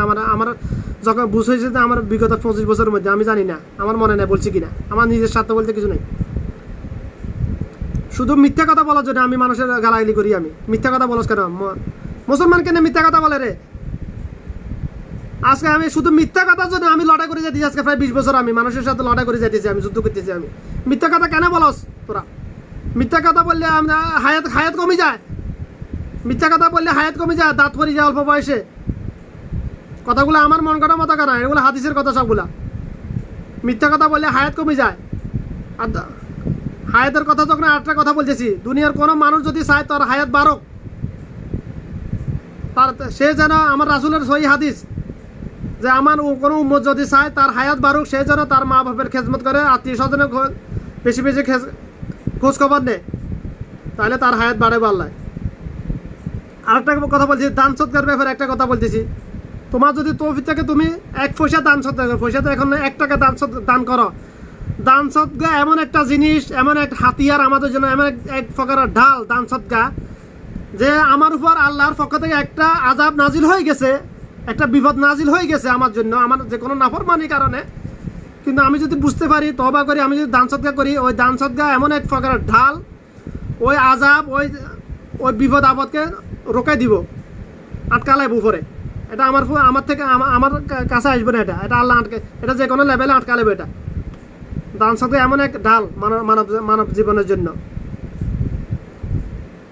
তোরা কোটি টাকা দান সৎকা করার জন্য কে বলতেছে? 1 টাকা দান করছা আল্লাহ, মানে অন্তর থেকে, লোক দেখানোর জন্য না। এটা 1 টাকা দান করছ নিয়ত। ইন্নামাল আমালু বিন্নিয়াত। ঈমান আনার পরে, এই পৃথিবীতে যত হাদিস আছে, ঈমান আনার পরে সবচেয়ে গুরুত্বপূর্ণ হাদিস হচ্ছে এটাই মানব জীবনের জন্য, মুমিন মুসলমানের জন্য সবচেয়ে মূল্যবান গুরুত্ব হাদিসের মধ্যে। হাদিস যদি নাম্বারে ফোকাস করি আমি, সংখ্যায় 1 নাম্বার হাদিস হচ্ছে এটা, ঈমানের পরে। ইন্নামাল আমালু বিন্নিয়াত। তোর নিয়াত মুখে হয় না, মুখে নিয়াত হয় বেদাতি, ইবলিস, লোক দেখানো নিয়াত। অন্তরে নিয়াত হচ্ছে সহি নিয়াত। তোর অন্তরে কি কল্পনা করতেছে নিয়ত, আল্লাহ তোর অন্তরে নিয়তটা দেখবে, মুখে নিয়ত দেখবে না। মুখের নিয়তটা আমার আল্লাহ দেখবে না, আমার আল্লাহ দেখবে তোর অন্তরের। তুই 1 টাকা দান কর, আমার আল্লাহর কাছে এটা পাইবি আখিরাতে। এটা এ নিয়ত কর যে আমি 1 টাকা দান করছি, ওই লোকটা খুশি হবে, আমার দোয়া করবে, এ নিয়ত করিস। এটা প্রতিদান হাসর দিনে আল্লাহ পাইব, আল্লাহর কাছে পাইবি। আমার আল্লাহ হাসর দিন মাফ করার জন্য উসিলা খুঁজবে। কোনো উসিলা ছাড়া আমরা জান্নাতে যাইতে পারবো না। ওয়াল্লাহি আল্লাহর কসম, পৃথিবীর কোনো মানুষ কোনো উসিলা ছাড়া জান্নাতে যাইতে পারবে না আমার আল্লাহর রহমত ছাড়া। আমরা ইবাদত বন্দেগী করে আমরা জান্নাতে শোভা দেখতেন না, জান্নাতের গন্ধ পাবো না আমরা ইবাদত দিয়া, নামাজ রোজা দিয়া, কোনো উসিলা ছাড়া। তুই যদি আল্লাহকে রাজি করি, আল্লাহর কাছে জমা রাখো। দান সৎকার মানে আল্লাহর সহি নিয়ত যদি করে, এটা আল্লাহর কাছে জমা। তুই 1 টাকা দান করস, দান এমন একটা দান আর জমিনের দানের মধ্যে কোনো পার্থক্য নাই।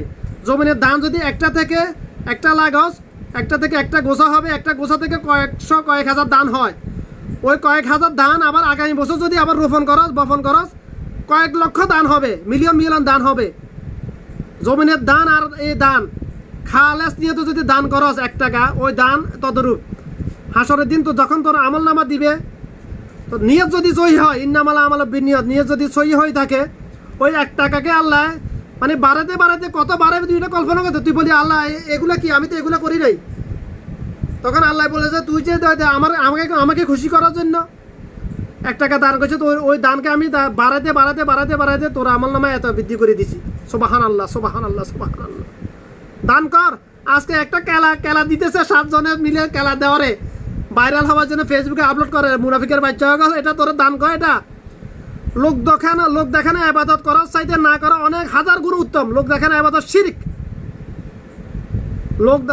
আমি বারবার বলছি আমার মুসলমান ভাই বোনদেরকে, লোক দেখানো ইবাদত তোরা করিস না। লোক দেখানো ইবাদত করি টাকা নষ্ট করিস না। লোক দেখানো ইবাদত করার চাইতে না করা হাজার গুণে উত্তম। লোক দেখানো ইবাদত শিরক আকবার। লোক দেখানো ইবাদত করার জন্য ইমান চলে যায়। ইমান এটা তোরা তো বুঝতে পারে, আমরা বাংলাদেশের মানুষ এটা বুঝতে পারে না মুসলমানরা, যে লোক দেখানো ইবাদত কত বড়। এটা বিদাত করে চালাই দিয়ে। এটা বিদাত না, এটা শিরক। এটা লোক দেখানো ইবাদত, এটার জন্য ইমান চলে যায়। কেন তুই লোক দেখানো, তুই কেউকে একটা কেলা দিস, মানুষের সামনে একটা কেলা, মনের ভিতরে যদি অন্তরে যদি কল্পনা আসে, যদি এত কেলা আইজা দিছি, কতজনে দেখে মানুষ বাবা দিবে, এতে তো দান সৎকা করে। এই কল্পনা এটা আসবে অন্তরে, কারণ শয়তান এটা তোর মনের ভিতর ঢুকাইবে। শয়তানের কাজে এটা মানুষকে দিয়ে লোক দেখানো ইবাদত করা। শয়তানের মানে যত কর্মকাণ্ড আছে তার মধ্যে সবচেয়ে বড় কাজ হচ্ছে এটা, মানুষের অন্তর ভিতর কুমন্ত্রণা দেওয়া, লোক দেখানো ইবাদত করানো, মূর্তি পূজা করানো। এটা শয়তানের বড় চক্রান্ত না। এটা শয়তানের সবচেয়ে বড় চক্রান্ত, মানুষকে ইমান হারা করার সবচেয়ে বড় চক্রান্ত হচ্ছে ও লোক দেখানো ইবাদত করানো।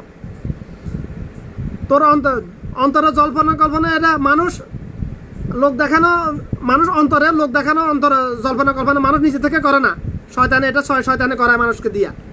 তার জন্য তোকে আগে প্রস্তুতি নিতে হবে, আগে নিয়ত করতে হবে, নিয়ত সই করতে হবে যে আমি কেলা মানুষের দেখলে দেখো না দেখলে নাই, আমি তারা কেলা একটা দিচ্ছি, আল্লাহকে রাজি করি, এটা আমি আল্লাহ এটা প্রতি আমি আল্লাহর কাছে পাবো। আগে নিয়ত কর। ইন্নামাল আমাল বিনিয়াত। প্রত্যেক কাজের ফলাফল নিয়তের উপর নির্ভরশীল। নিয়ত যেরকম হবে তোমার কাজের ফলাফলটা ওইভাবে হবে। ওইটা প্রতিদান আল্লাহর কাছে ওইভাবে পাইবা। নিয়ত যদি আল্লাহকে রাজি খুশি করার উদ্দেশ্য হয়, আমার আল্লাহ চাইলে ওই উদ্দেশ্যে ওটার উচিলে তোমাকে নাজাত দিতে পারে। আর নিয়ত যদি মানুষকে দেখানোর উদ্দেশ্য হয়, ওটার জন্য আমার আল্লাহ চাইলে এই কথাটা প্রযোজ্য না। ওটার জন্য তুমি জান্নাতে যাইতেই হবে। অনন্ত কালকির এটা আমি জানি না, তবে জান্নাতে যাইতে হবে ওটার জন্য, লোক দেখানো ইবাদত করার জন্য। লোক দেখানো মনে রাখ আমার মুসলমান ভাই বোনেরা, তোরা কথাটা বুঝে। আমার দেশের মুসলমান নর নারী এটা গীবত আর শিরক কি সবলখড়ি কি এটাই বুঝে না, মুনাফিকি কি এটাই বুঝে না। শুধু তাই না, আমার সামনে যদি কেউ গীবত করে, আমি যদি বলি তুই গীবত করছিস, এটা অনেক বড় পাপ, এটা করিস না, উল্টা আমার লগে তুই বেশি জানাস, আলেমও গেছত না, আমার করবে এটা। এই জন্য আমি 5 মাস দেশে আসছিলাম, আমি দোকানে যাই বসি নাই, চার দোকানে যাই বসি নাই, বাজারে যাই বসি নাই। আমি 5 মাস আমি এখান থেকে নিয়ত করে গেছি, আল্লাহ আমি গীবত আর সবলখড়ি থেকে বাঁচার জন্য অন্য কোনো দ্বিতীয় কোনো উপায় নেই আমার জন্য, যে আমি এইভাবে চলতে হবে। আমার আল্লাহর কসম আল্লাহ আমাকে কত বড় নিয়ামত দিয়েছে। আমি যেভাবে নিয়ত করে গেছি, এখান থেকে 5 মাস আমি দেশে ছিলাম, 5 মাস কয়দিন, 3 দিন না কয়দিন, আল্লাহ ওইভাবে আমাকে চালাই এখানে আনছে। আমি গীবত সবলখড়ি থেকে বাঁচা আনছি আল্লাহ আমার। আমি দোকানে যাই বসি নাই, বাজারে যাই আমি আড্ডা দিই নাই, প্রয়োজনে তাগিদে গেছি, আবার চলে আসছি বাস। এটা কত বড় নিয়ামত আমার উপর, আল্লাহ কত বড় রহমত। এটা নিয়ামত, এই নিয়ামত নিয়ামতের শুকরিয়া আদায় শুকর করতে পারবো না আমি। অনেক আমার পিছনেও কত সমালোচনা করতেছে, আমার কিছু যায় না। আমার পিছনে আমার গোষ্ঠীকে উদ্ধার করে গাইলা, খালি গাইলা আমার, আমি চাই এটা। আমার পিছনে গাইলে তো আমার লাভটা দুনিয়ার না আখিরাতের জন্য লাভ। আমি চাই আমার পিছনে 26টা ঘন্টা আমার সবলখড়ি কর, গীবত কর আমার, আমি চাই এটা। আল্লাহর কাছে দোয়া করি আমাকে দিয়া আল্লাহ না করক এগুলা, তোরা কর। কি করবো, তোরকে তো বলছি ওয়াজ দিয়া হবে না দুনিয়াতে, ওয়াজ দিয়া দিন কায়েম করা যাবে না, ইসলাম কায়েম করা, মুসলমান বানানো যাবে না। মুসলমান বানাতে হলে আইন লাগবো, পাওয়ার লাগবো, ক্ষমতা লাগবো। তোরা দেখোস না করোনার আসার পরে মানে সরকারের একটা অ্যালার্ম, শুধু একটা অ্যালার্ম দিছে খালি, তাও আর মসজিদে মাইকে মাইকে কয় না, টেলিভিশনও কয়েছে, শুধু একটা অ্যালার্ম দিছে যে মসজিদ বন্ধ।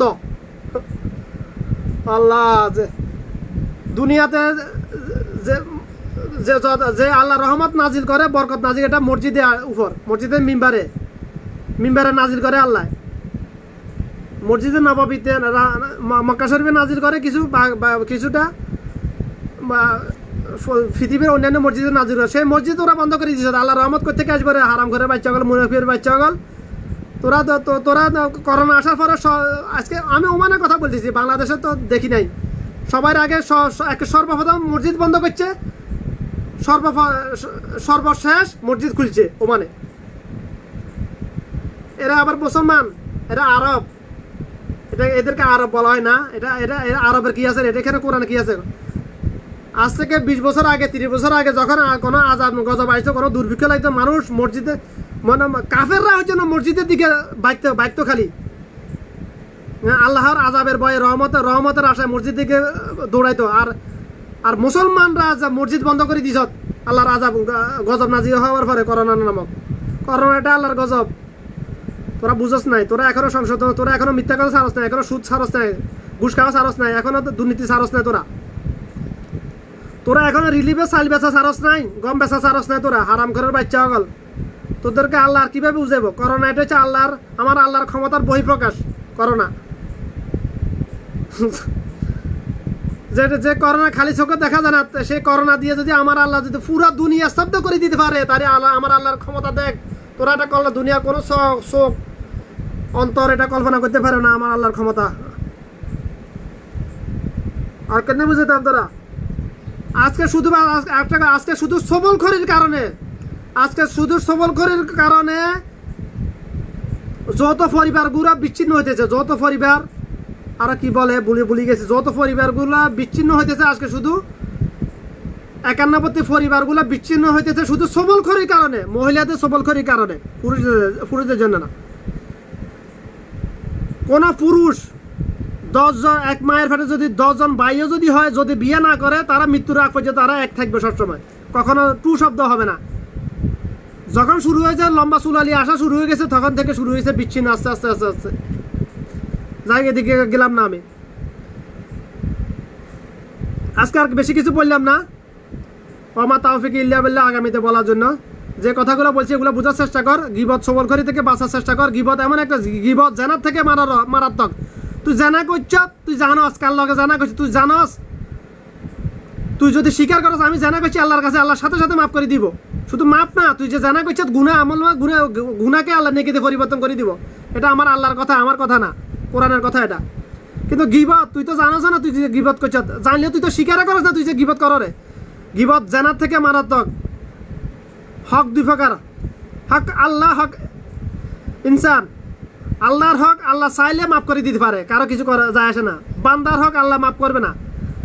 আল্লাহ চাইলে মাফ করে দিতে পারে, কিন্তু আল্লাহ মাফ করবে না। আমার আল্লাহ মাফ। বান্দার হক, টাকা পয়সা যেরকম বান্দার হক, আমি যদি কারো টাকা মারি খাই, এটা যেরকম বান্দার হক। আমি যদি কারোর সাথে আমানতে খেয়ানত করি, এটাও যেরকম বান্দার হক। আমি যেন কারোর সাথে মুনাফিকি করি, ওয়াদা ভঙ্গ, এটা যেন বান্দার হক। গীবত এটাও বান্দার হক। গীবত এমন একটা গুনাহ, এমন এত গুনার ক্ষেত্রে আমি বলতেছি শিরিক সবচেয়ে বড় গুনাহ। তো শিরিকের পরে দুনিয়ার ভিতরে যত গুনাহ আছে, সবচেয়ে বড় গুনাহ হচ্ছে গীবত আর সবলখড়ি। মানে সহিহ হাদিস, সবলখড়ি এমন একটা গুনাহ, আগুন যেরকম শুকনো কাঠকে জ্বালায় পুরো ছাই করে দেয়, বাতাসের সাথে ছাইগুলো মিশে যায়। সবলখড়ি এরকম, মানুষের নেক আমলকে এরকম জ্বালায় পুরো ছাই খার করে দেয়। সবলখড়ি গীবত এমন একটা গুনাহ, বান্দার হক এটা। যার গীবত করছে তার কাছে মাফ চাইতে হবে, নাহলে আল্লাহ মাফ করবে না। এটা কে আমাদের আল্লাহ চাইলে মাফ করবে না। এটা মাফ কেন করবে? তুই কি এরকম আমল করে না? যা গীবত করে, যাতে গীবত করে, এটা হাতে অনুভব করতে আমি গীবত করছি, হাতে ভালো নাকি আমল করতেছে কিনা, হাতে তো নামাজও পড়তেছে না। কোনো হককালে আলেম, কোনো মুমিন মুসলমান গীবত করতে পারে না। মুসলমান গীবত করতে পারে, মুসলমান মুনাফিক ঠিক হইতে পারে, কিন্তু গীবত করতে পারে না। কোন মুমিন মুসলমান গীবত করতে পারে না। তোরা তো গীবতে, আমরা বাঙালিতে এটা গীবত কি আর এটা জানে না, সবলখড়ি এটা জানে না। চা দোকানে বসলে গিবত ছাড়া কোনো কাজে ডিউটিও নাই, তো ডিউটিও নাই মানুষের। গিবত মানে কি এটা বুঝ, গিবত মানে কি? গিবত আর তোহমত। গিবত হচ্ছে ওইটা যে দোষটা আমার ভিতর আছে, এটা যদি আমার অবর্তমানে যদি অন্য কারোর সামনে তো কাছে যদি বলস, আমার অবর্তমানে যে দোষটা আমার ভিতরে আছে ওই দোষটা যদি অন্য কারোর কাছে বলস আমার অবর্তমানে, ওটা হচ্ছে গিবত। আর তোহমত হচ্ছে ওটা যদি কোনো মুসলমান যদি গিবত করস, তুই যদি অনুভব করতে না পারে এটা কত বড় গুণা, তুই মাপ তো চাবা তো ফসনা ইয়ে না। তুই যদি স্বীকার না করো যে আমি গিবত করছি, এটা অনেক বড় ফাপ করছি, মাপ চাবা তো ফসনা। যেরকম ইবলিশ শয়তান স্বীকার করে না, কিয়ামত হয়েছে স্বীকার করবে না যে আমি আদমকে সেজদা না করে আমি গলত করছি, আমি ভুল করছি, এটা আমার অপরাধ, এই জন্য চির জাহান্নামী হয়েছে। গিবতকারীর ব্যাপারে সেম একই কথা।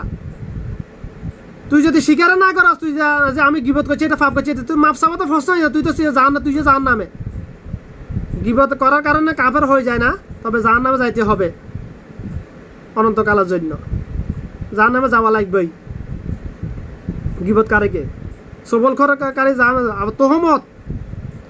তোহমতের ব্যাপারে আমার রাসূল বলতেছে রাসূলের হাদিস, রাসূল কালা রাসূলুল্লাহ সাল্লাল্লাহু আলাইহি ওয়াসাল্লাম, রাসূল সাল্লাল্লাহু আলাইহি ওয়াসাল্লাম বলছে যে তোহমতকারী কোনো মুসলমান যদি তার অপর মুসলমান ভাই বোনের উপর তোহমত দেয়, তোহমত হচ্ছে যে কাজটা আমি করি নাই ওটা মানে গ্যারান্টি সহকারে বলা আমি কাজটা করছি, যেটা আমি অন্তর কল্পনা করি নাই, এটা অন্যের আমাকে কিবা অন্যের কাছে যে গিয়ে বলা যে আমি এই কাজটা করছি যেটা আমি করি নাই, তোহমত, এটাকে বলে তোহমতকারীর ব্যাপারে রাসূল সাল্লাল্লাহু আলাইহি ওয়াসাল্লাম বলছে যে মুসলমান তোহমত দিবে তার অপর ভাইয়ের প্রতি বোনের প্রতি, তাকে দিয়ে ওই পাপ করানোর পূর্বে তার মৃত্যুই দিবে না আল্লাহ। নাউজুবিল্লাহ। কত বড় ধমক দিয়ে কথাটা বলছে, জঘন্যতম অপরাধ তোহমত। আমার নিজের ভাই আমার উপর যে তোহমত দিছে এটা আমি কেউ বলতে পারতেছি না, যে বাইরে আমি দুনিয়া সব আমার মা বা ভাই সব একদিকে, অন্তর থেকে তার একদিকে রাখছে, সে ভাই আমার যে তোহমত দিছে আমি কেউ বলতে পারতেছি না। এটা মানে আমি তো আমার কষ্টে হাসতেছি, আমার কান্না আসছে কিন্তু কষ্টে হাসছি, আমি কাউকে বলতে পারতেছি না। যাক আল্লাহ পাক সবাইকে সহি বুঝদান, আল্লাহ আমাকে এবং আমার মুসলমান ভাই বোনকে সহি বুঝদান করেন, সঠিক পথ দেখাক আল্লাহ পাক। ইহদিনা সিরাতুল মুস্তাকিম রাস্তায় সালাফত তৌফিক দান আমাকে আমার সকল মুসলমান ভাই বোনদেরকে। ওয়া মা তাওফিক ইল্লা বিল্লাহ।